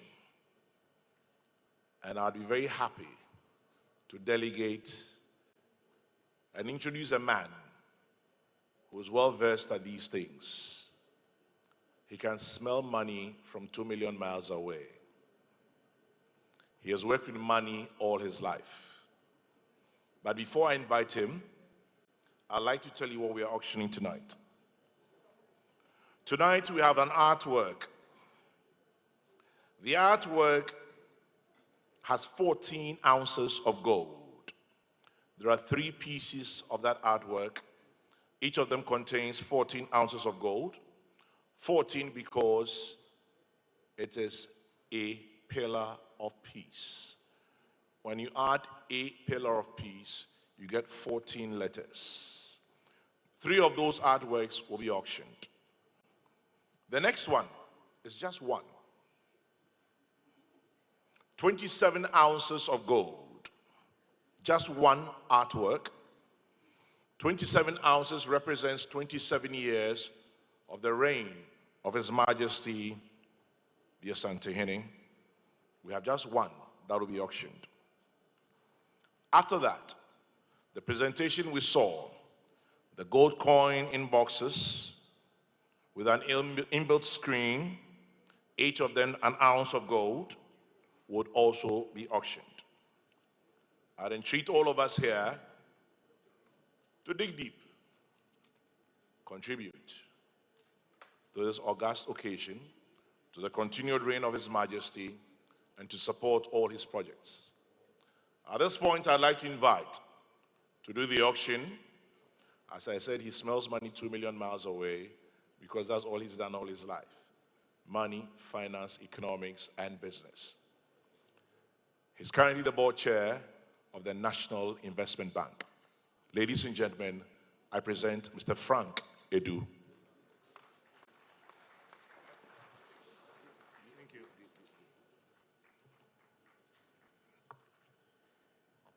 Good evening, ladies and gentlemen. When the earlier speakers were speaking, introductory remarks, I timed all of them. On average, it took 2 minutes to acknowledge all the dignitaries present. I shall not do same for fear of failure. So let me say, my kin, my lords, ladies and gentlemen, good evening. I don't have a prepared speech. I shall go extempore, and may God help me. My job is quite simple, but also very challenging. Because when I was asked to do this, I'm sure some of you saw me going all over the place. For fear of failure, I was trying to pre-sell before I got here. Was I successful? Honestly, I do not know. I think that Atu Forcing and Mr. Sapon at GRA have done a very good job, because the people I spoke with were all afraid of the taxman calling on them on Monday if they showed their hand today. Nonetheless, we shall persevere, for we are survivors and we are grafters. So, what are we starting off with? The 14-ounce artwork. There are 3 of them. The first one, I shall not auction. The first one, I have the distinct honor, privilege to present that to the man of the moment, the one and only Otumfuo, Otiko Koso. Nana.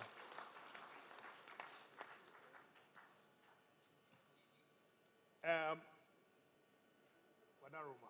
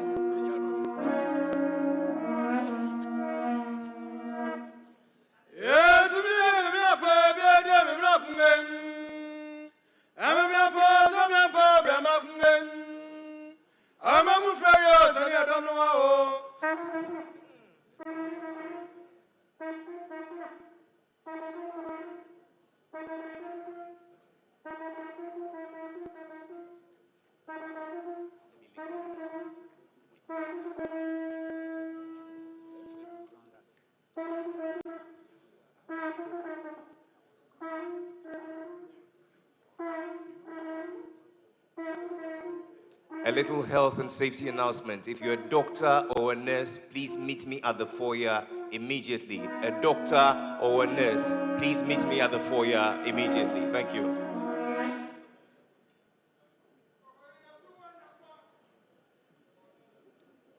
Now that Otumfuo has graciously accepted this artwork, it should be easy for me to auction two of the same.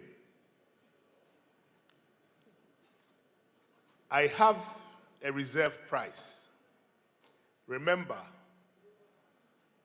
these are 14 ounces, represented in 14 coins. The average price of, before I continue, let me recognize specifically Dr. Johnson Esiama, the governor of the central bank. He approves every request. He is the one who approves every request I take to the central bank. Let me not wrong him. Governor, good evening. Thank you very much. So I think last week the governor put out the price for 1 ounce Bank of Ghana gold coin, and it was 56,000 cedis or thereabouts. So that puts me very close to 1 million. And so I have a reserve price of 1 million cedis for this piece of artwork. Do I have any takers? Please don't feel shy. This will not show up on social media. If it does, there are enough parliamentarians here who will prevail upon Mr. Sapon not to worry you. Where's my phone? There are some people promised to support me.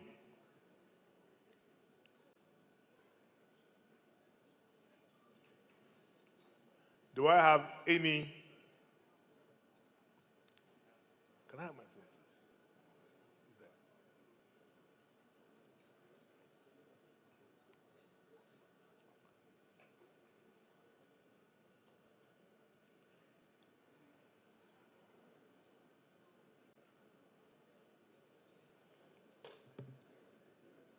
Ladies and gentlemen, this is for peace. Let me tell you a little bit about what the money would be used for. It is going to build a cultural center to preserve the history and tradition of Asantehemaa, and to tell the old history and story of this great kingdom of ours. It will help educate people and understand the influence of Asantehemaa in Ghana's history. I have a bit coming up. Please, if you want me 5 No. I'll give 1 million Ghana cedi. Please mention your name. Midime ho. Edward Enin. Efreno. Midime ho. Not Odeme ho. Midime ho. Edward Enin. Yeah, that's. I think you can go and shake them.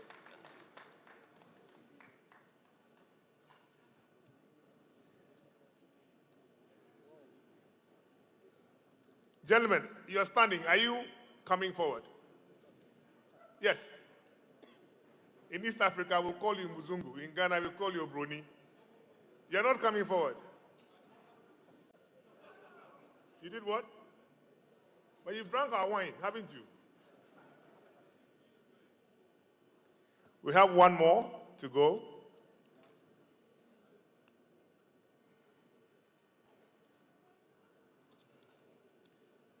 I think I have a bid.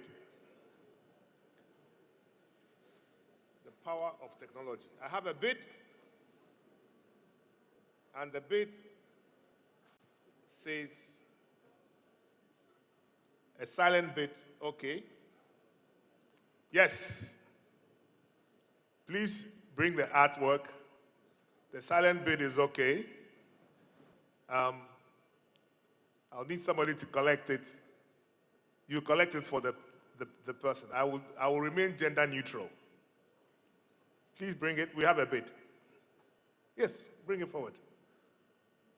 For the second artwork, the 14 ounce. Yes.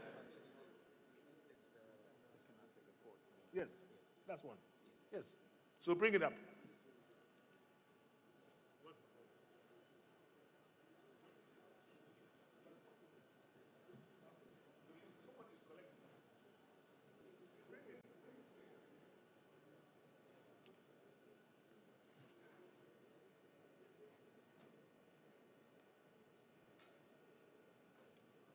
Please check your phone. I've responded. It's yours.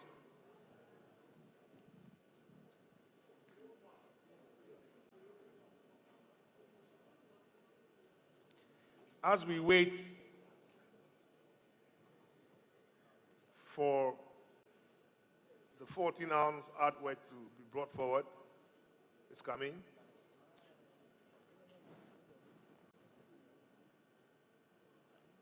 This is the second 14-ounce. Okay.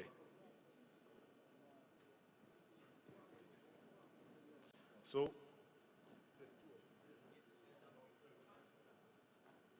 okay, thank you very much. So, Mr. Enning and the silent bidder, this is what you're going to get. Thank you. Now, yes, you may. Now, we have an artwork which is 27 ounces of gold, every ounce representing one of the 27 years of His Majesty's peaceful, impactful, and successful reign.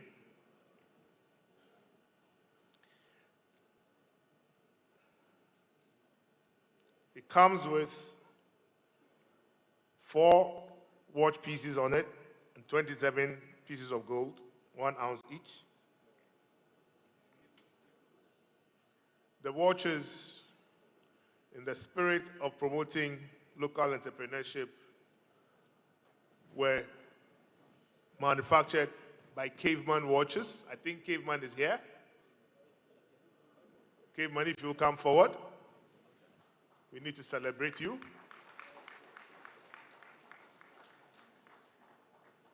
He makes His Excellency the President's watches. Now,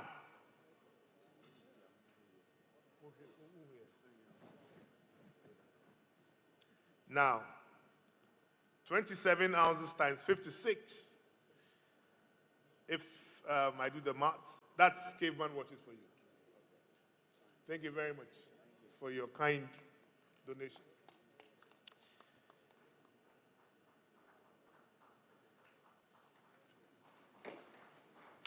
$27 times 56 is not quite 2 million, but it's very close. So I start at 2 million. Listen, the way the Strait of Hormuz is opening and closing, very soon, an ounce of gold will probably be 100,000 cedis. And this will be worth 2.7 million cedis. Do I have a bid?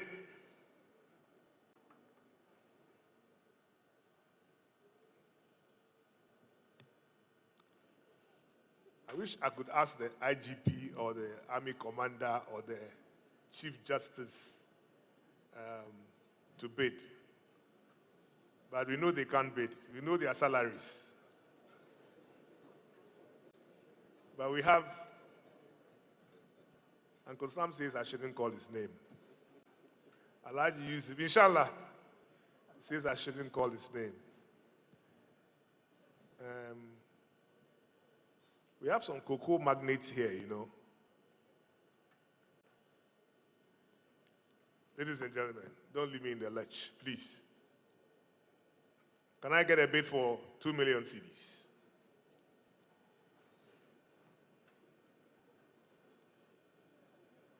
Can I get a bid for 2 million cedis? Okay, anybody should give me a bid. Give me a number. Let's take a number.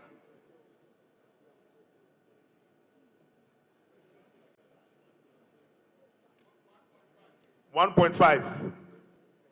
Okay, I'll work with that. But 1.5 means that you are buying the gold at a discount. Then I might as well keep it for myself. Do I have anything better than 1.5? You're not supposed to profit, you know, so, but I'll take the 1.5.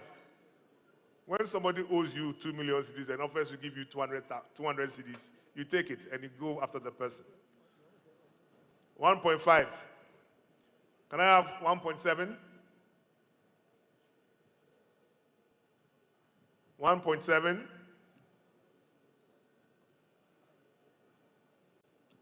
Nana? I said, not critical. I am critical. I should take it. With reluctance. But I thank you. 1.5. Come, please come for it. Your name, sir?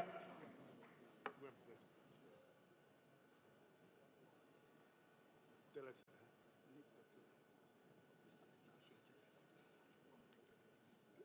I won't accept 1.5. Nick, that's where they obituate 2 million. Mimpini. Oh, friend, can you say obituate 2 million? I say 1.5. Okay, you bet you 1.5 right now. But you bet you 500,000 later. Why? You don't come to me.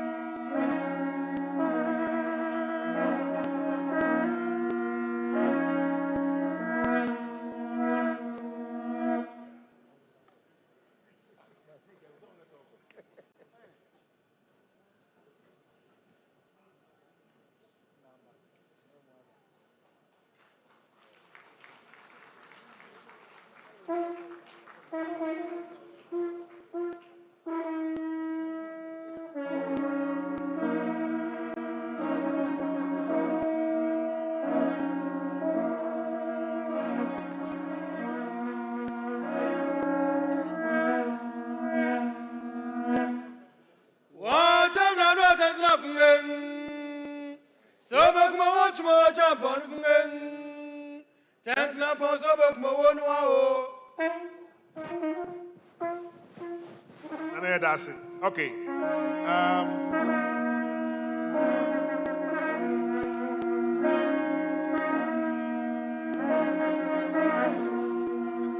Okay. So we have 4 1-ounce gold coins at 250,000 cedis each. But I'm not going to, in the interest of time, I'm not going to do the auction. I'm going to announce my telephone number though.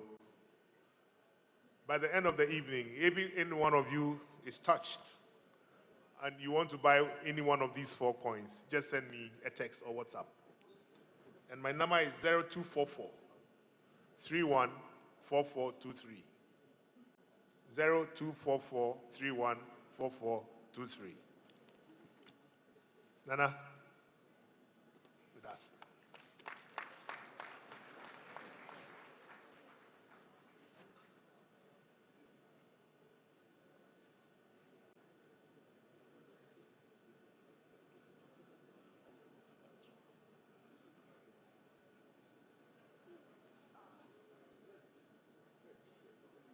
A job well done for God, the crown, and the country. Ladies and gentlemen, put your hands together for Mr. Konadu Jr. And shortly we get to hear from our king, but before that,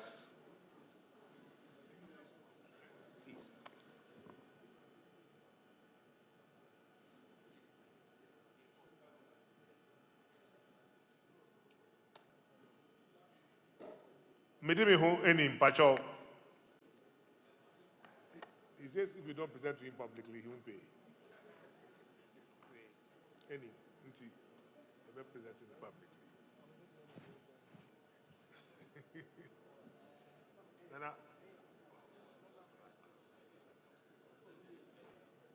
Then I will beg your indulgence. Your grandson says that he wants you to present it to him.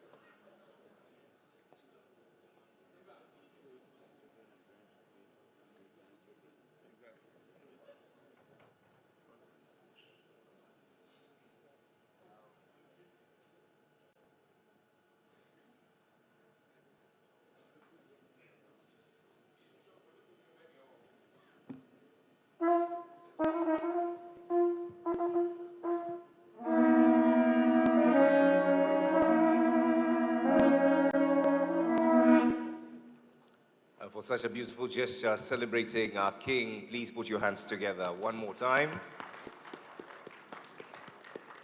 Shortly we get to hear from our king, but before that, the service of dessert. Bon appetit, and I'll see you shortly.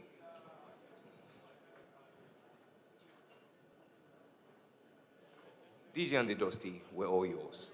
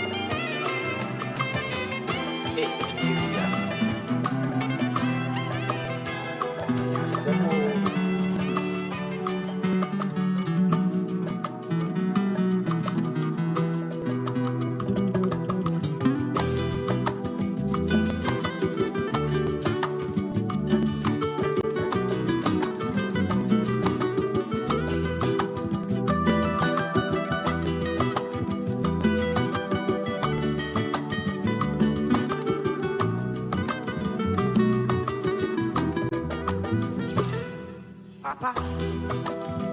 Se udi dia jebio. Na enemre. Obi ufye obi ba. Hey papa.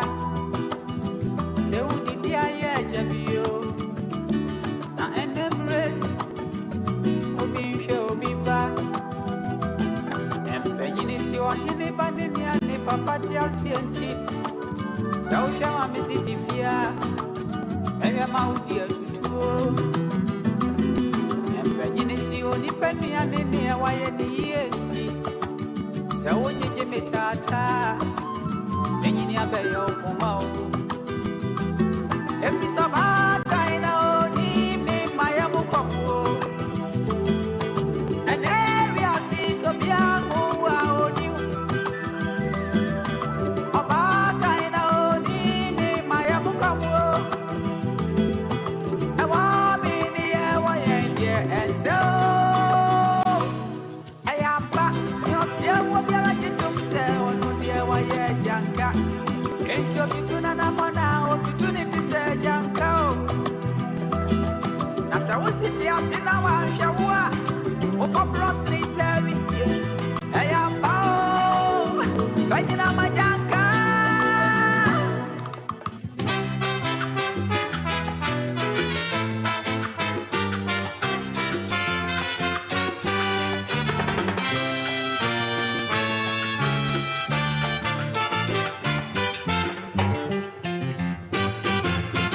Million I'm paying for one time. One time I go who say me. One time I say me I away. What for yes yes I'm out.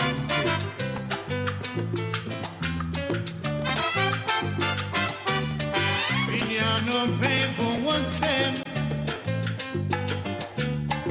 One time I go who say me. Oh, take my sammy, I away. What for yes, yes, I'm out.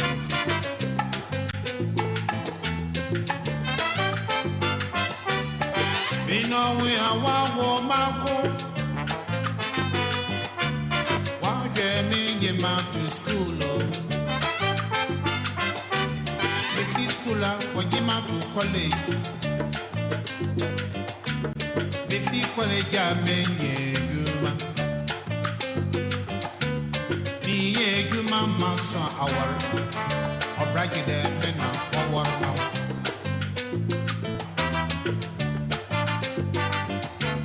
Me now, Madima, you from me, my uncle, yes, me,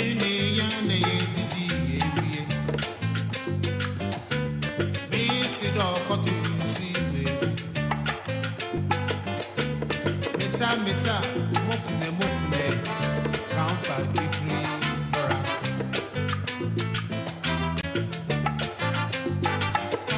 Abraham did it way I'm way more one. I was watching me. I was about to eat, but I sing. Ordinary cassette, you remember. Ose moto no mato mena Biga no meyo so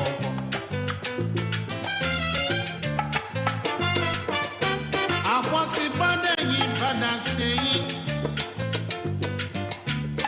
Ode no kese jure me de Ose moto no mato mena Biga no meyo Iti motri mato abo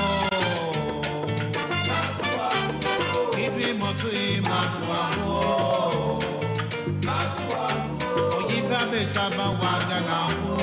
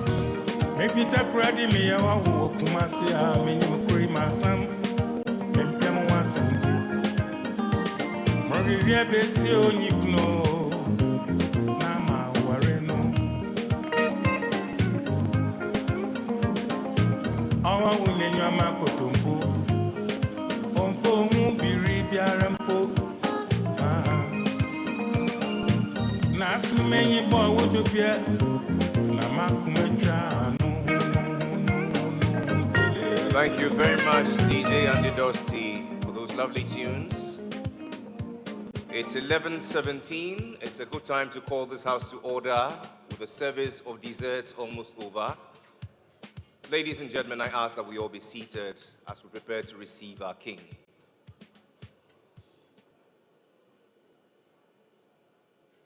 Waiters, respectfully I ask that you proceed to your quarters.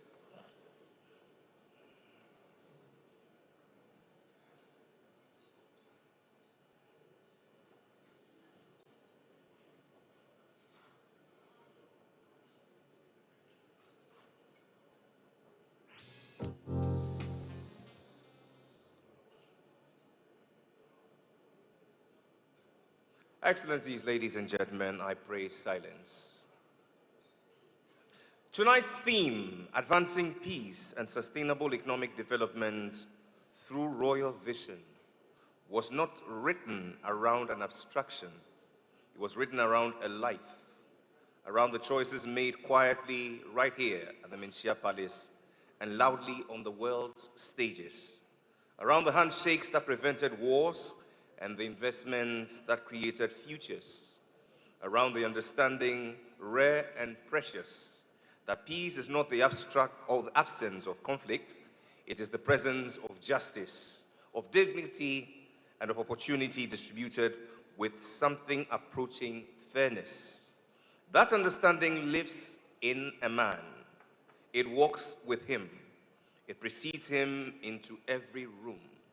And so tonight, as you rise, you not only rise for substance, you are rising for 27 years of a reign that has made Ghana prouder, Africa stronger, and the world in ways it may not yet fully appreciate, more peaceful.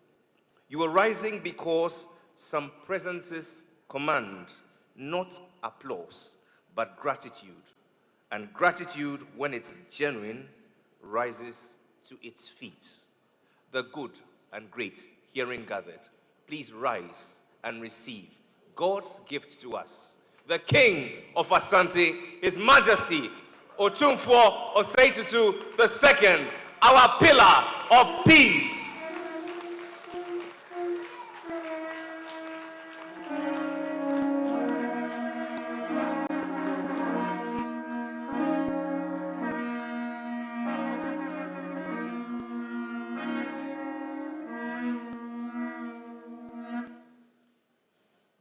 Wasaji fogu nyagwasio Asante dwe kasangen. Wasaji fogu nyagwasio Asante dwe kasangen. Kota kwa ine kase krabia ine kasangen. Kota kwa ine kase krabia ine kasangen. Mema krabia irifia ngumane kota kungen. Mema krabia irifia ngumane kota kungen. Asante chantro chmo champon fungen. Asante chantro chmo champon fungen. Asante siesebo sumandite. Asante siesebo sumandite. Krabia Asante dwe kasangen. Krabia Asante dwe kasangen. Sechiche memodi nyawisio. Sechiche memodi nyawisio. Why nebenya sajuso supeni ni akaba kuma sika pobano. Why nebenya sajuso supeni ni akaba kuma sika pobano. Obinya sabia nko bebi. Obinya sabia nko bebi. Amena tedi feba demlefe kasangen. Amena tedi feba demlefe kasangen. Chelewane ndofi moje nungen. Chelewane ndofi moje nungen.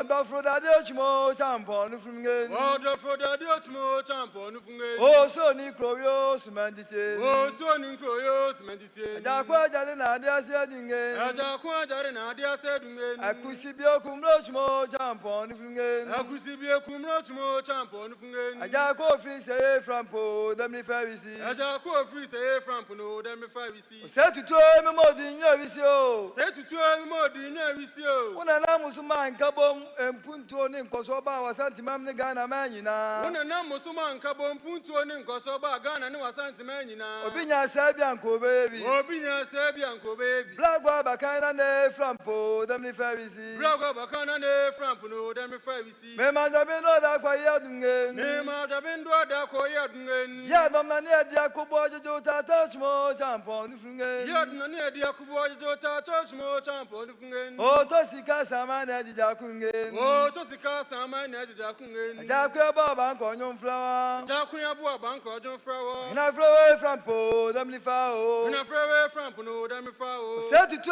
memodi nyawisio. Se tutu memodi nyawisio. Wasaji fogu nyagwasingen. Wasaji fogu nyagwasingen. Asante dwe kasangen. Asante dwe kasangen. Wo kubeda to blaba de me fa gunya gwasa ajuna chemebra.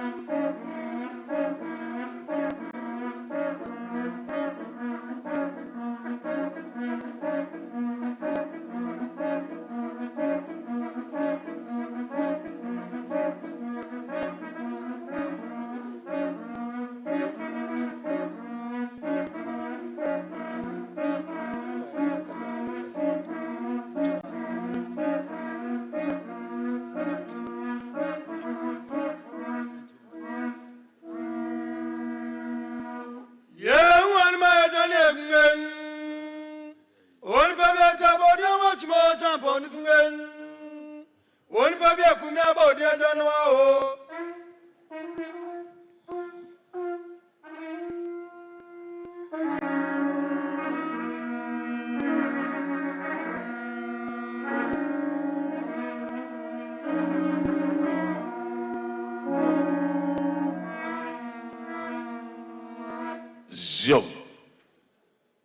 I'm sure all our guests here have been recognized, and therefore I don't have to go back to recognizing everybody again. My brother Chairman, we give thanks to the Most High God for yet another year. And not just another year, but another year of great possibilities for divine grace and fulfilled aspirations. Tonight, we celebrate the most valuable gift of God that God has given us, the gift of peace. And we can only begin by saluting all our peacemakers and peace builders. From our gallant men and women in uniform, the soldiers and the police who are risking their lives each day for our safety and security, to our religious leaders, academics, opinion leaders, through whom morale composed we are kept in the straight and narrow. As the Bible says, blessed are the peacemakers, and to them we extend the eternal gratitude of the nation. We are honored to have our special guest of honor, Ghana's newest contribution to the international public service, Her Excellency Shirley Ayoko Botre, Secretary General of the Commonwealth of Nations. Shirley follows in a distinguished line of illustrious Ghanaians who have helped shape the architecture of the international order since Ghana joined the Committee of Free Nations in 1957. Beginning with A.L. Adu, we have had Dr. Robert Gardner, Kenneth Dazi, General Eskin, Cardinal Texan, K.Y. Mwakon, on to our Reverend Busumu Kofi Annan, whose tenure as Secretary General of the United Nations remains among the most memorable in the history of the organization. It is fitting in celebrating the peace of the nation that we acknowledge the leadership that has made this possible. So tonight, we honor His Excellency John Dramani Mahama, the President of the Republic of Ghana, and his two living predecessors, President John Agyekum Kufuor and Nana Addo Dankwa Akufo-Addo, for their contributions to office in the preservation of peace in the peace of the nation. President Kufuor set the tone by entrusting us with the delicate task of helping to resolve the seemingly intractable conflict within the Gabon Kingdom. We were able to achieve a resolution under President Akufo-Addo, who in turn handed us the challenge of the Boko conflict. And by the forthright action of President Mahama, we hope the stake has been set for the restoration of harmony in time to Boko.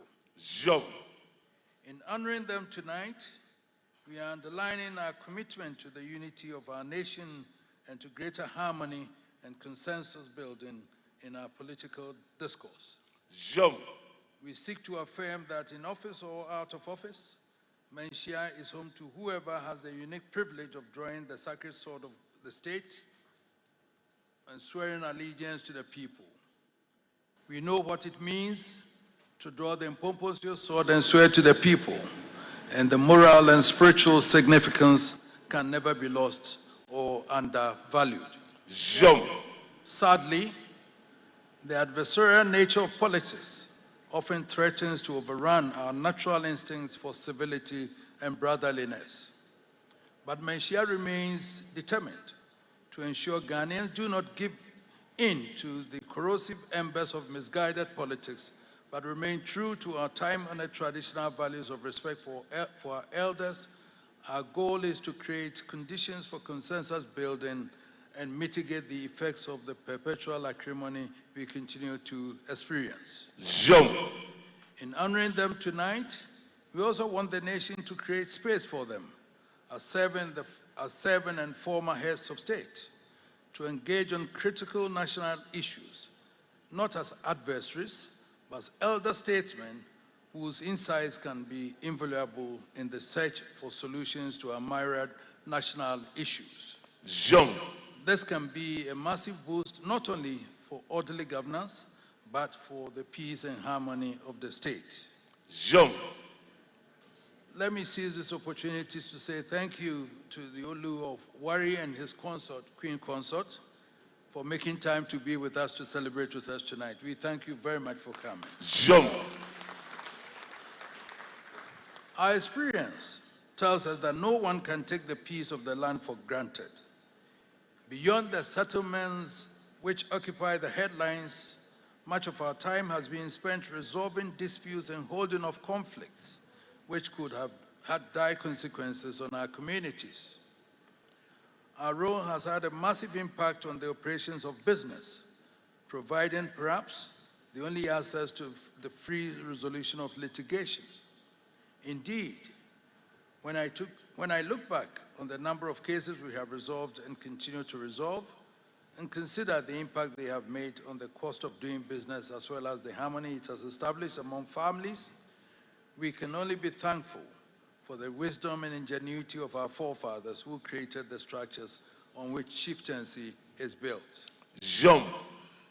That is why I continue to impress upon the nation that traditional leadership needs to be nurtured and supported to be able to continue as a bedrock of peace and a catalyst for development. This year, thanks to our innovative Inspector General of Police, we have begun a new initiative in community peace building through collaboration between traditional leadership and law enforcement. But, Mr. Chairman, peace is indivisible. It cannot be preserved or protected in isolation. In the global village, which is the state of our world, there's nothing like an isolated conflict, and there's no immunity for anyone from the ravages of conflict anywhere. So, wherever the peace is threatened, the whole world is threatened.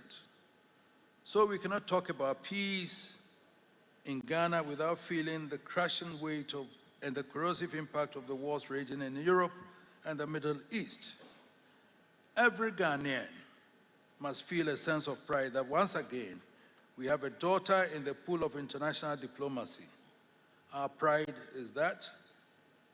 Our pride is the greater when you realize that the office to which our daughter has been elected has been of Ghana's manifest contributions to the sustenance of international order. At a time when the Commonwealth was drifting amidst an uncertain political climate, it was the proposal of Osagyefo Dr. Kwame Nkrumah, our founding Prime Minister, which led to the creation of the office that was to give us the institutional stability that Commonwealth has enjoyed and continues to relish. Unfortunately, Shirley could not have stepped into the job at a more challenging time. The entire international order on which the peace of the world has been sustained since the last World War is now under threat.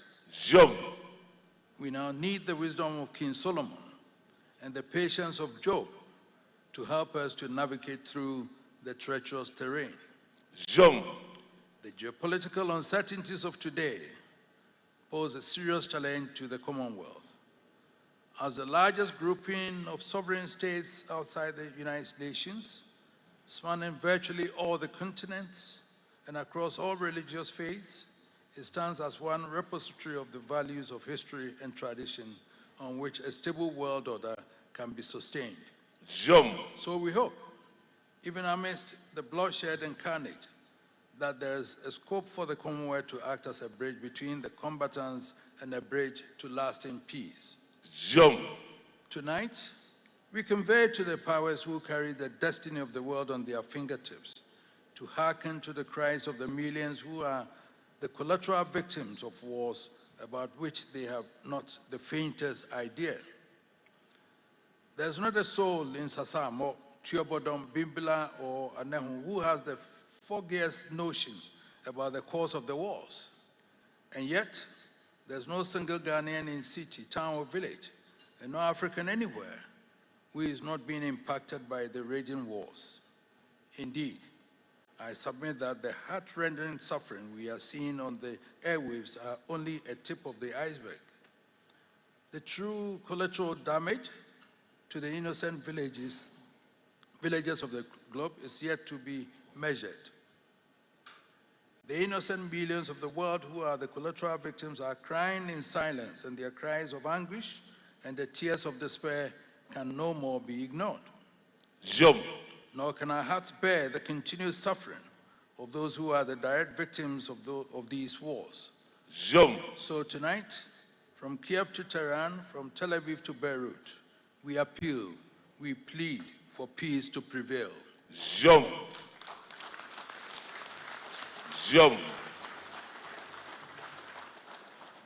My brother Chairman, even as we focus on peace, we cannot ignore the reality that there are preconditions for the sustenance of peace. Good governance, the rule of law, and a sound, resilient economy.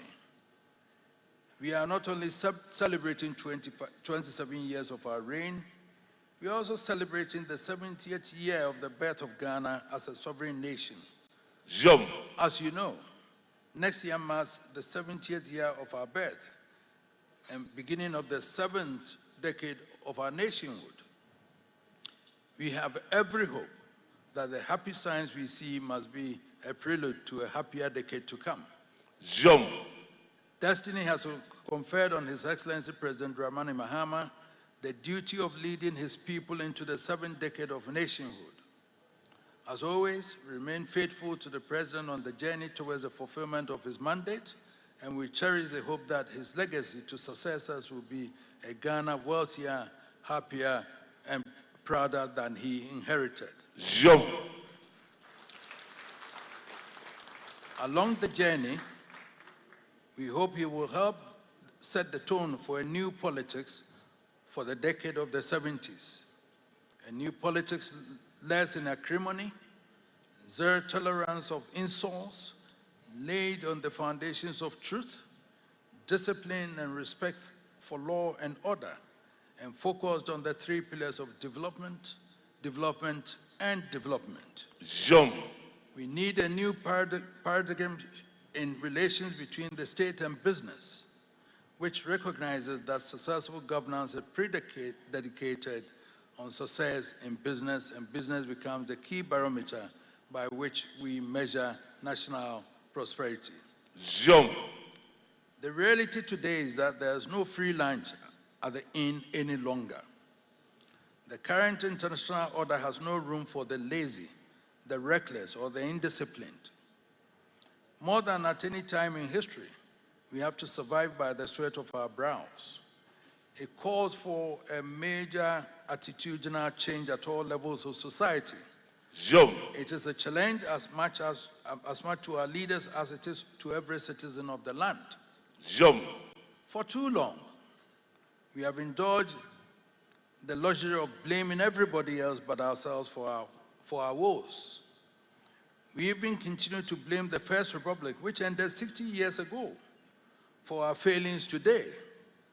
Yes, 60 years later. We blame the government for corruption, but we ignore the fact that we ourselves are responsible for stimulating it. Politicians blame religious leaders for mounting moral turpitude, and religious leaders blame politicians for lacking moral discipline. Parents blame schools for lack of discipline, and schools blame parents for lack of parental care. It is time to end the fruitless blame game. Each of us must look at ourselves in the mirror and ask, what can we do better for ourselves, for our families, and for the nation? It is the only way forward. When a Ghanaian walks into a shopping mall and finds more than 90% of the goods on offer to be imported, it must strike him instantly that there is a huge market for manufacturing in the country. And if there's any entrepreneurial instinct in him, it must drive him to explore the possibilities for investment.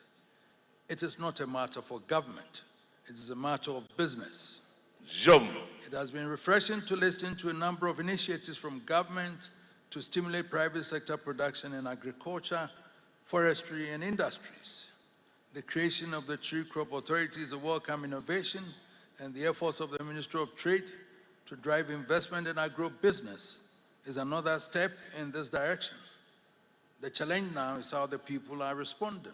The history of Ghana is replete with a number of government initiatives that have ultimately bitten the dust because the people have responded to them more as political gestures than as serious efforts at economic development. We cannot afford another phase of the same routine. The people of Ghana need to demonstrate first that we care for the economic development of our nation. Secondly, we recognize ourselves as the driving force for that development. It is upon our shoulders that the burden of development rests. It is ours to explore the opportunities available, and it is ours to take the risks.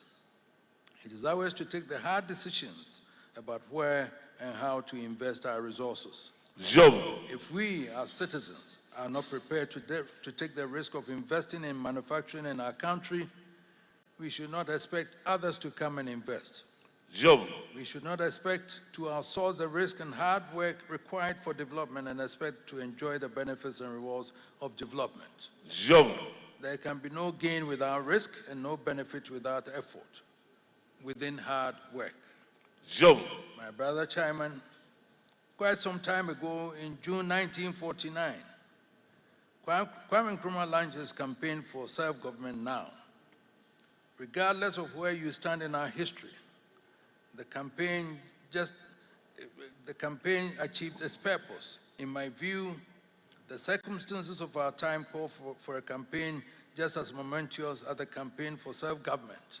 So tonight, I move to invite captains of business gathered here and beyond to join hands with our traditional leaders, our farmers, our media, and all relevant sections of society to start another campaign to build Ghana now.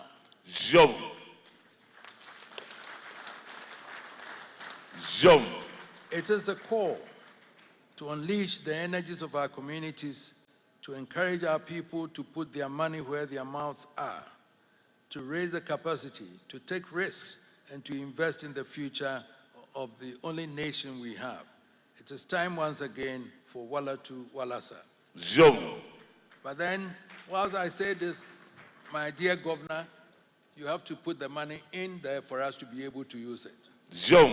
Private sector needs the money, and therefore the banks also need the money. Fortunately, your treasury bills are not attractive now. So the monies must go into private sector for us to be able to use for investment. Because I know that the banks were just borrowing money to government and then buying them in treasury bills, and then in their balance sheets, it was showing that they are making profit. But the economy was not turning around. And therefore, that was not good banking. You look at the balance sheets of the banks, and they were buying government is borrowing money from them and paying interest to them. And their balance sheets were big, and they thought that was banking. That was not banking. The money must go into the private sector to ginger that for economy to turn. So,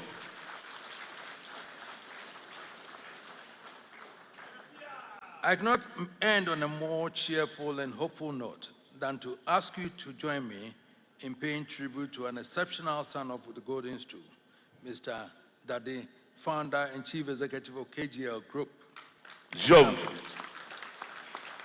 It has been our great pride to be associated with this incredible Ghanaian enterprise with all the skill set, the entrepreneurial drive, and the managerial acumen to operate on a global scale. Last year, we completed the first phase of a mental hospital being constructed for the medical school of the Kwame Nkrumah University of Science and Technology by KGL.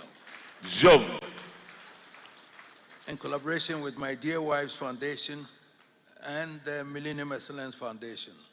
This year, KGL has already paid $153 million to the Ghana Revenue Authority in taxes. And tonight, KGL has sponsored this glittering event. KGL under Mr. Alex Apod Dade's leadership bestowing the searchlight on exemplary Ghanaian business leadership and affirming beyond any doubt that the nation can only count its blessings from the success of its businessmen. Tonight, we do not only celebrate our son Daddy and KJL, we celebrate examples of our chairman, Sam Jonah, and many of you here that I've seen. Nick, and then my grandson Kwame, the businessman who builds the hotels and everything. All of you, I'm talking to you to make sure that industry thrives in this world.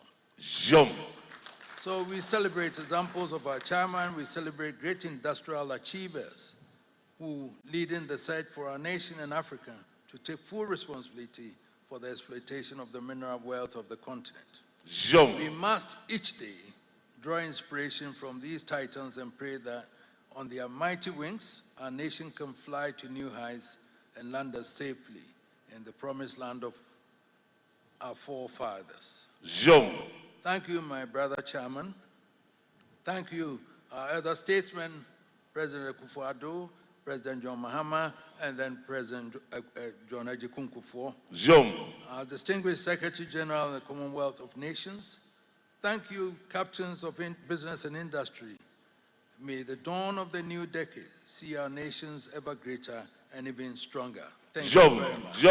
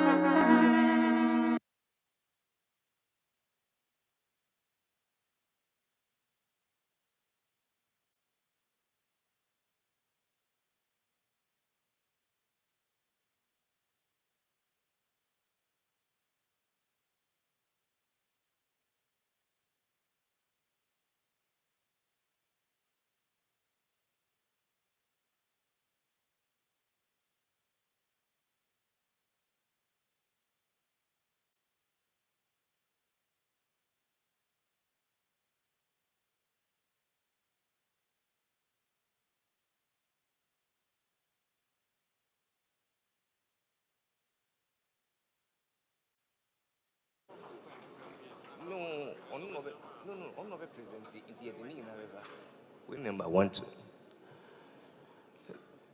The good and the great herein gathered, please help me appreciate our King, His Majesty Otumfuo Osei Tutu II, speaking with the wisdom of his ancestors and that of a statesman. Your Majesty, we thank you ever so much for those warm words. It has now come to the time where we recognize and celebrate deserving men, women, and institutions that have supported the cause of our King.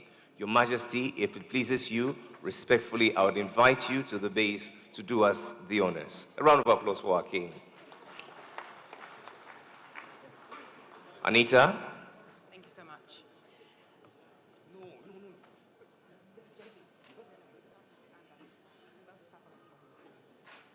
Thank you very much. If I may call on the founder, Richard Oforiatta, and the General Manager, Jesse Ejapong, of E-on-3 to bring forward the gold coins for our deserving leaders, and then we'll graduate up to the gold medal and the citations. Starting off kindly with the CEO of Dar es Salaam Group of Companies, Alhaji Yusuf Ibrahim. If you are here, please come forward for your gold coin.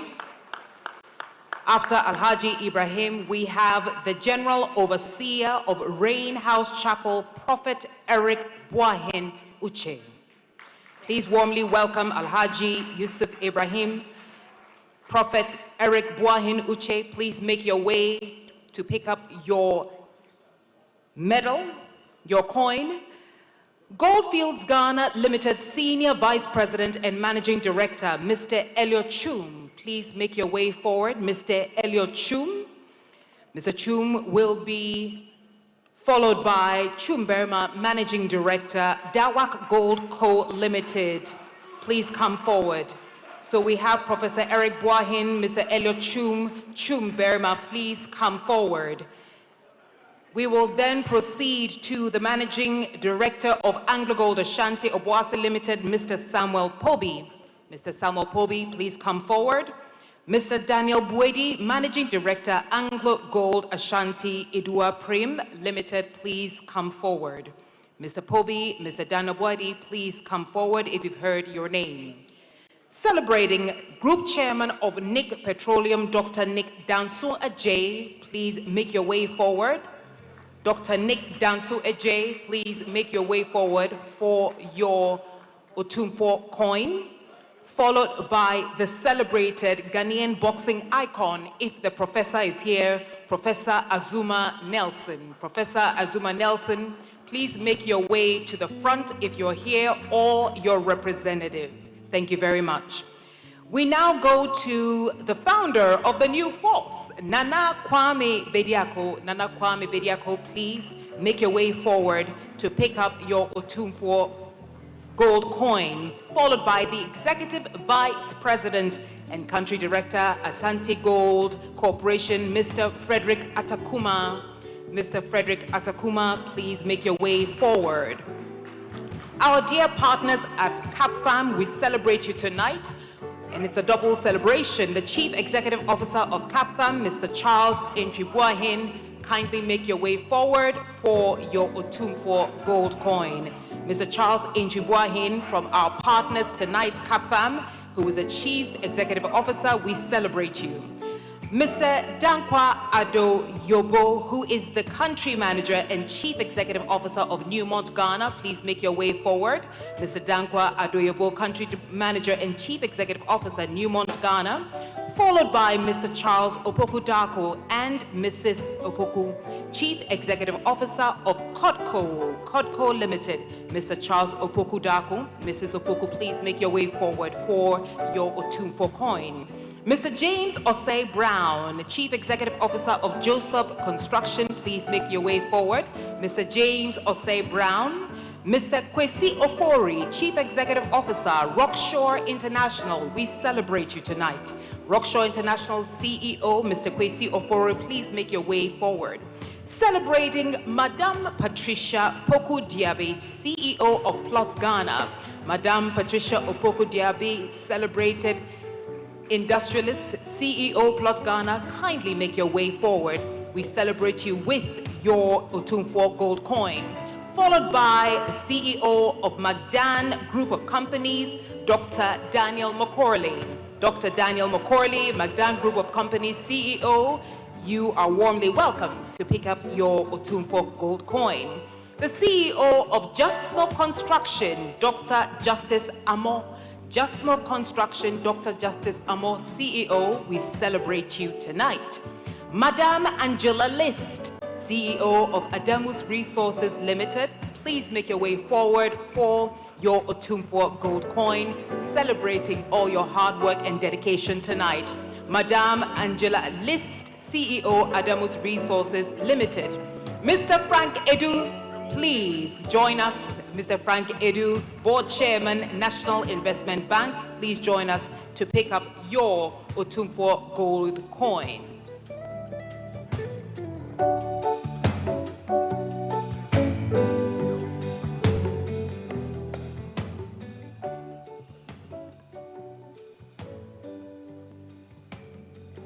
And now, Excellencies, ladies and gentlemen, make welcome the Omanhene of Sefi Ahyoso, and the President of the National House of Chiefs, Ojiahoho Yao JB II. Your Majesty, thank you very much. We celebrate you. He'll be followed by the Inspector General of Police, Mr. Christian Tete Yohonu.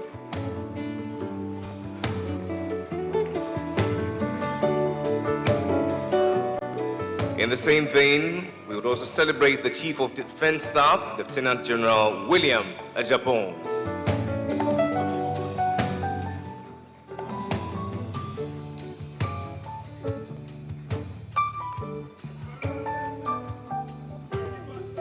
We celebrate the untiring efforts of the Governor of the Bank of Ghana, Dr. Johnson Pandit Esiama.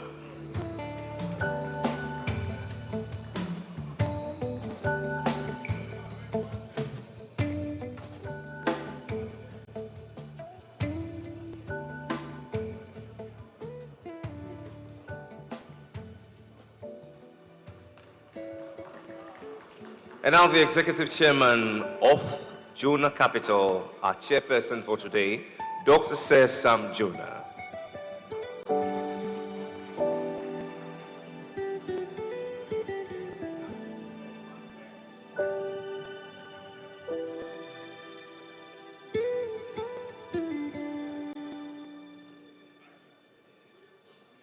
This is to His Lordship, the Chief Justice of the Republic of Ghana, Justice Paul Bafo-Boni.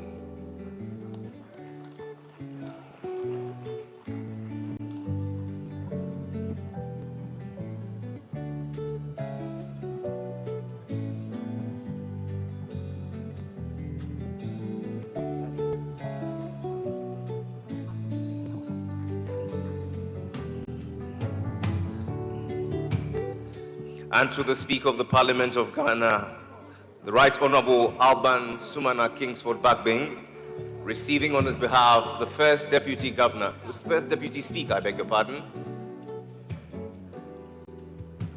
the Honorable Bernard Ahiafo.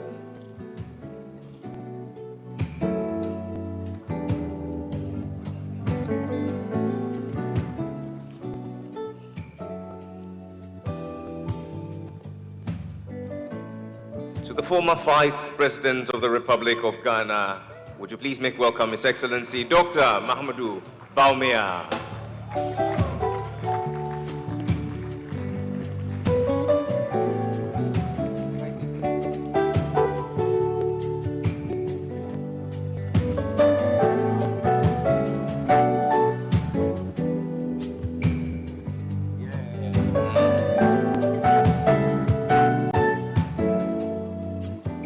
And now the Executive Chairman of the KGL Group, our headline sponsor, Mr. Alex Apau-Dade. And ladies and gentlemen, as his citation reads, Mr. Alex Apau-Dade, tonight we celebrate a distinguished son of Ghana whose vision and leadership have strengthened both industry and the cultural heritage of our nation. You have affirmed that tradition is a guide for national progress, and you have reminded us that partnership between industry and heritage secures our collective future. Congratulations, Mr. Dade. Congratulations, Mr. Alex Apau-Dade.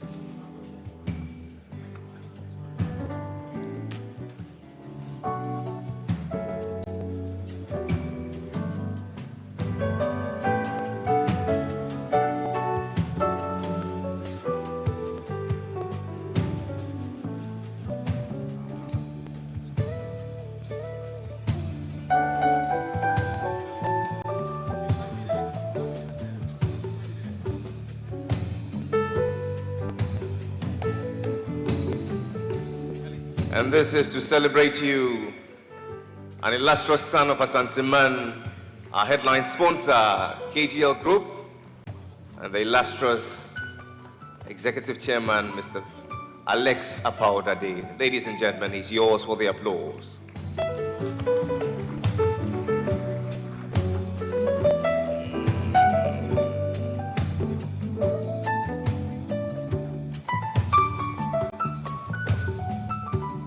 Ladies and gentlemen, one more time, Mr. Alex Apau-Dade.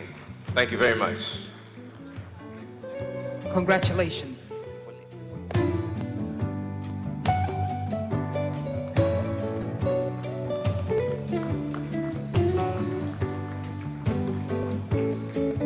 And now, Excellencies, ladies and gentlemen, the Secretary General of the Commonwealth, Her Excellency Shirley Ayoko Botchwey. Your Excellency, tonight we honor a distinguished daughter of Ghana whose leadership and vision resonate far beyond our shores. Your story is one of profound dedication to Ghana and the global community. Long before assuming your current esteemed position, you served with distinction at home as a member of parliament and seasoned politician, demonstrating integrity, resilience, and a steadfast commitment to public service. Your Excellency, you have walked the corridors of power from Accra to London, yet you have never lost sight of the human element of governance. Tonight, we celebrate you. Her Excellency Shirley Ayokoboje is yours for the applause. Excellencies, ladies and gentlemen, to the second President of our Fourth Republic, His Excellency John Agyekum Kufuor. Your Excellency, wherever you may be, your representative is here, but we want to let you know that tonight we pay tribute to you as a statesman whose leadership affirmed a profound national principle that the strength of Ghana lies in the harmony between constitutional authority and the enduring wisdom of our traditional institutions. President Kufuor, you have said that the measure of a man is what he does with power. Through your leadership, you demonstrated that power, exercised with humility, wisdom, and respect for heritage, becomes a force for national renewal. We congratulate you. And since the apple doesn't fall far from the tree, Chief Kufuor receives on behalf of his father. A round of applause. Excellencies, ladies and gentlemen, receiving now the fifth President of our Fourth Republic, Nana Addo Dankwa Akufo-Addo. Your Excellency, Nana Addo Dankwa Akufo-Addo, as we honor His Majesty Otumfuo Osei Tutu II as a pillar of peace, we also celebrate you as a distinguished son of Ghana whose presidency will be remembered for healing one of our nation's oldest wounds. Former President Nana Addo Dankwa Akufo-Addo, you assumed office with a clear and unwavering commitment to resolve the Dabon chieftaincy crisis, a decades-old conflict that divided families and constrained development. Tonight, we celebrate a former president who understood that Ghana prospers most when the state and the palace walk hand in hand.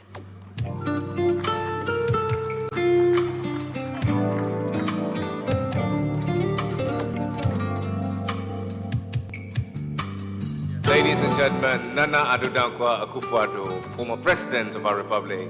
A round of applause. Congratulations, sir. And now, Excellencies, Majesties, ladies and gentlemen, receiving now the president of our republic, His Excellency John Dramani Mahama.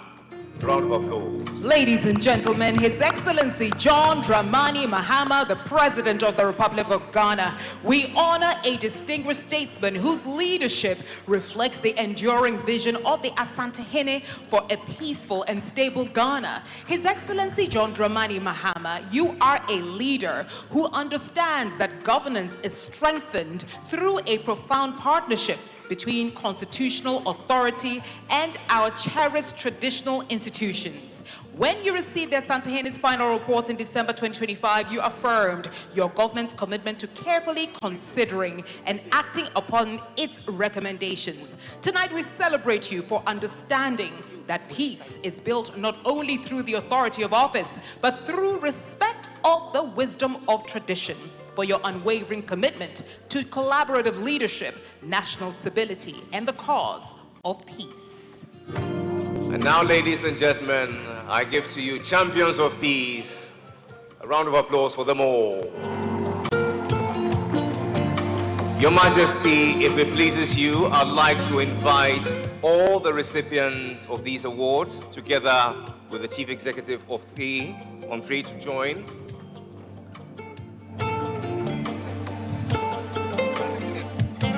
Your Majesty Otumfuo, a group photo with all the award recipients. Please come forth with your medals. Let's have one big family photo together.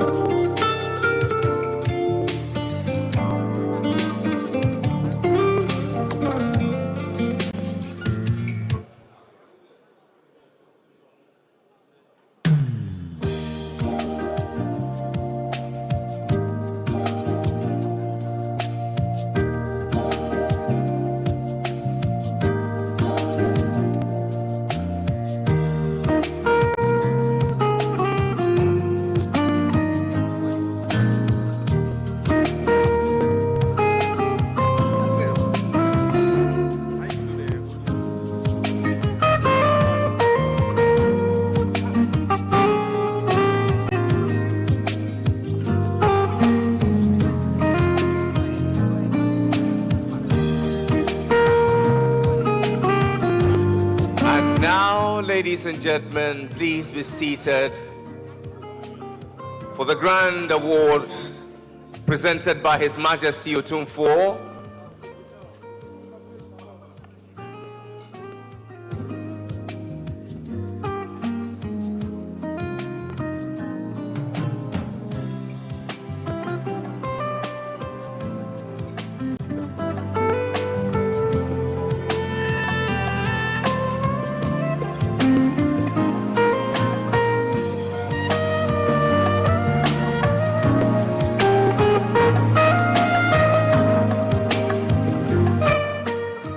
Bring it down, bring it down, bring it down.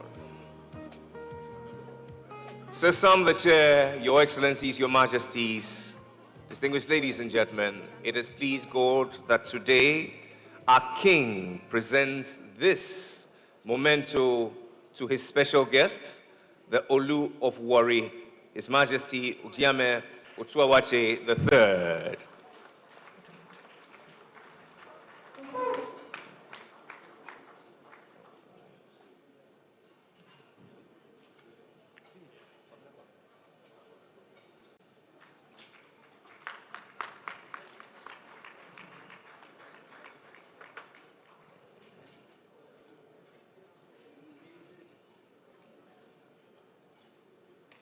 And for this symbolic gesture, we say, long live the kingdom of Warri, Ekichiri, and Asante.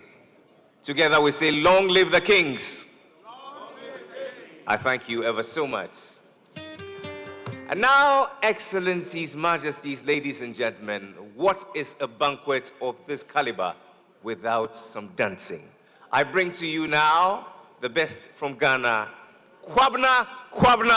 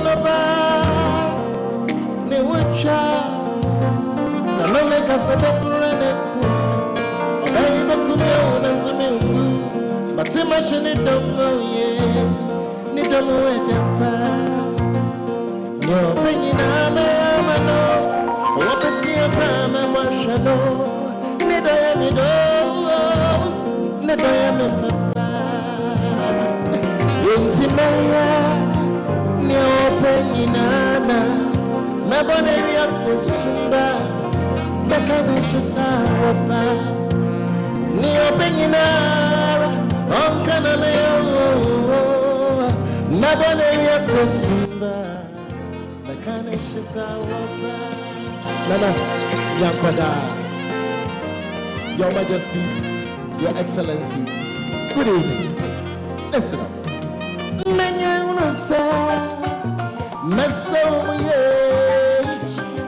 When you will be a momusia, won't go on. Nasa Wujamewa, when you will be Jinawa, Midimidonina Mawa, and Timide, Mr. Musume. Baby, I'm longing to taste your sweet, sweet loving. I want to feel your heartbeat next to mine. And let me whisper sweet, sweet loving what's into your ear. Never let me assess like I was just sour. Oh, now opening on me, can't let me in my mouth. Never let me assess. Man, you're banging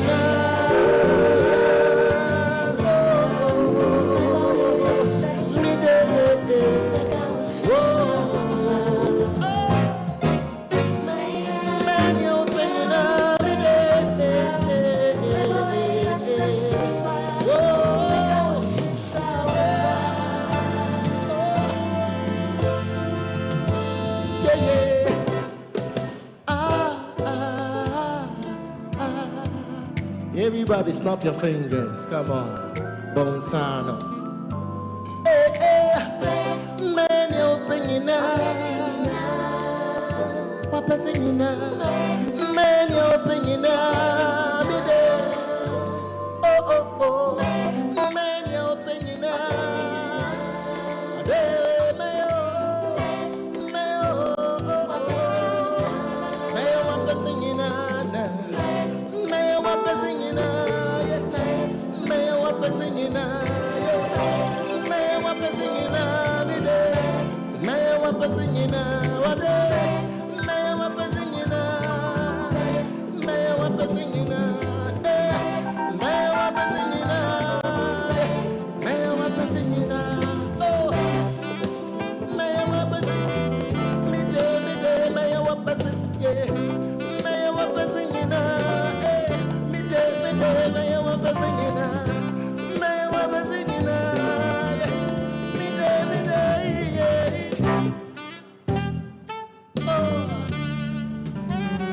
Thank you so much.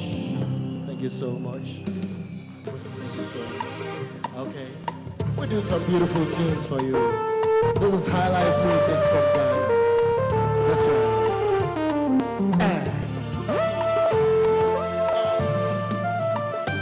Yeah, yeah. Do-do-do-do-do-do.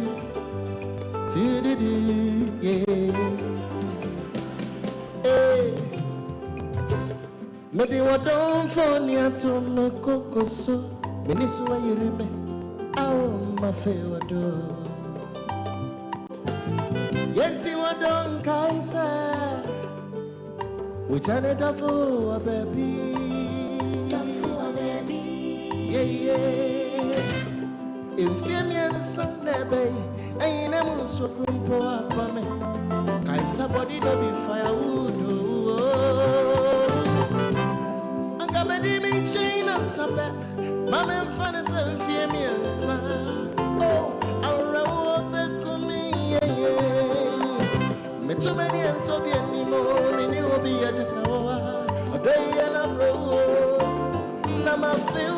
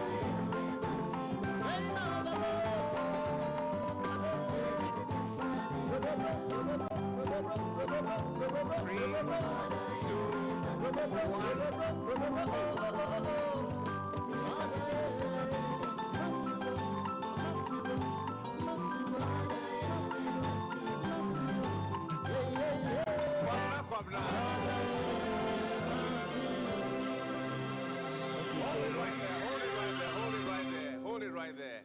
You know your king's favorite songs. Yes. Why do you tease him all this while? I'm about to do The that. king is ready for you to open the dance floor with his guests. Do the do right about now. Ladies and gentlemen, Governor. Let's do it now. Thank you so much. Yeah. Nana, Madam, the first for you. Hey.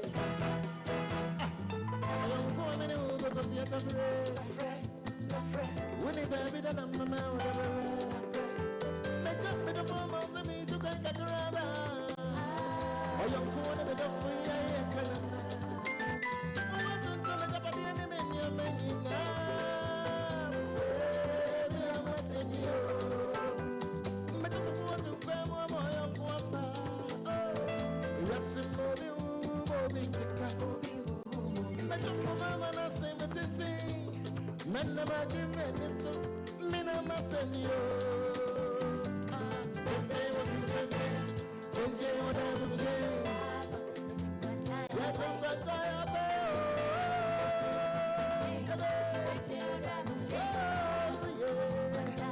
Let me see how so I am.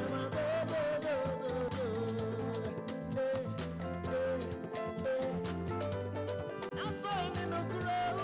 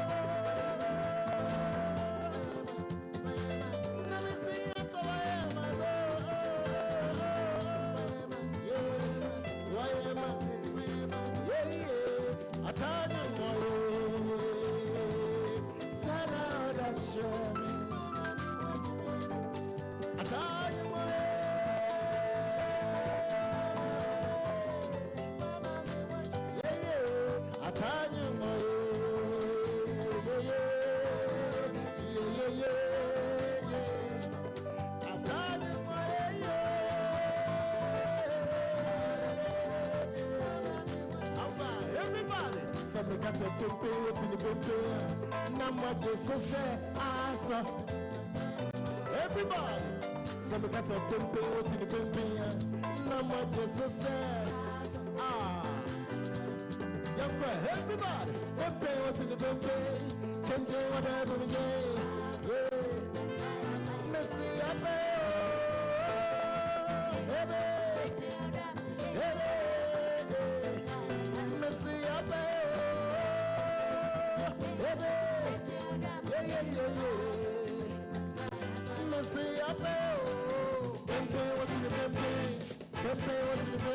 Thank you so much, ladies and gentlemen.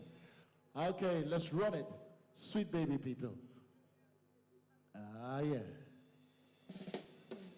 Okay. Let's do some my life dancing.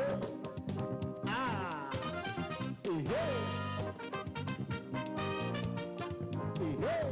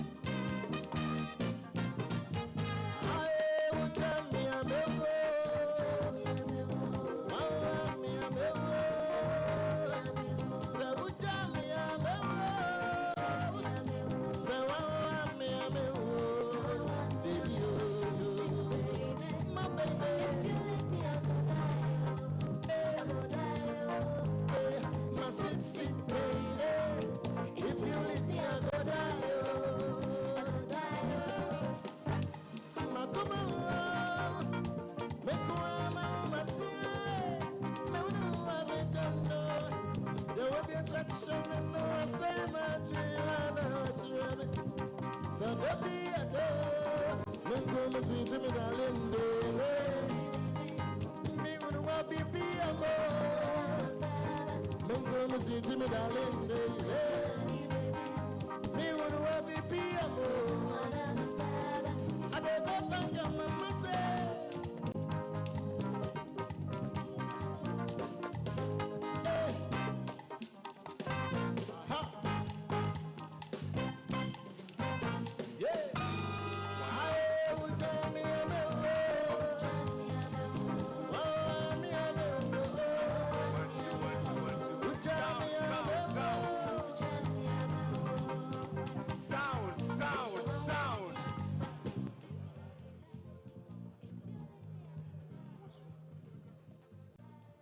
Excellencies, ladies and gentlemen, this brings us to the end of such a glorious celebration in honor of our King, a pillar of peace.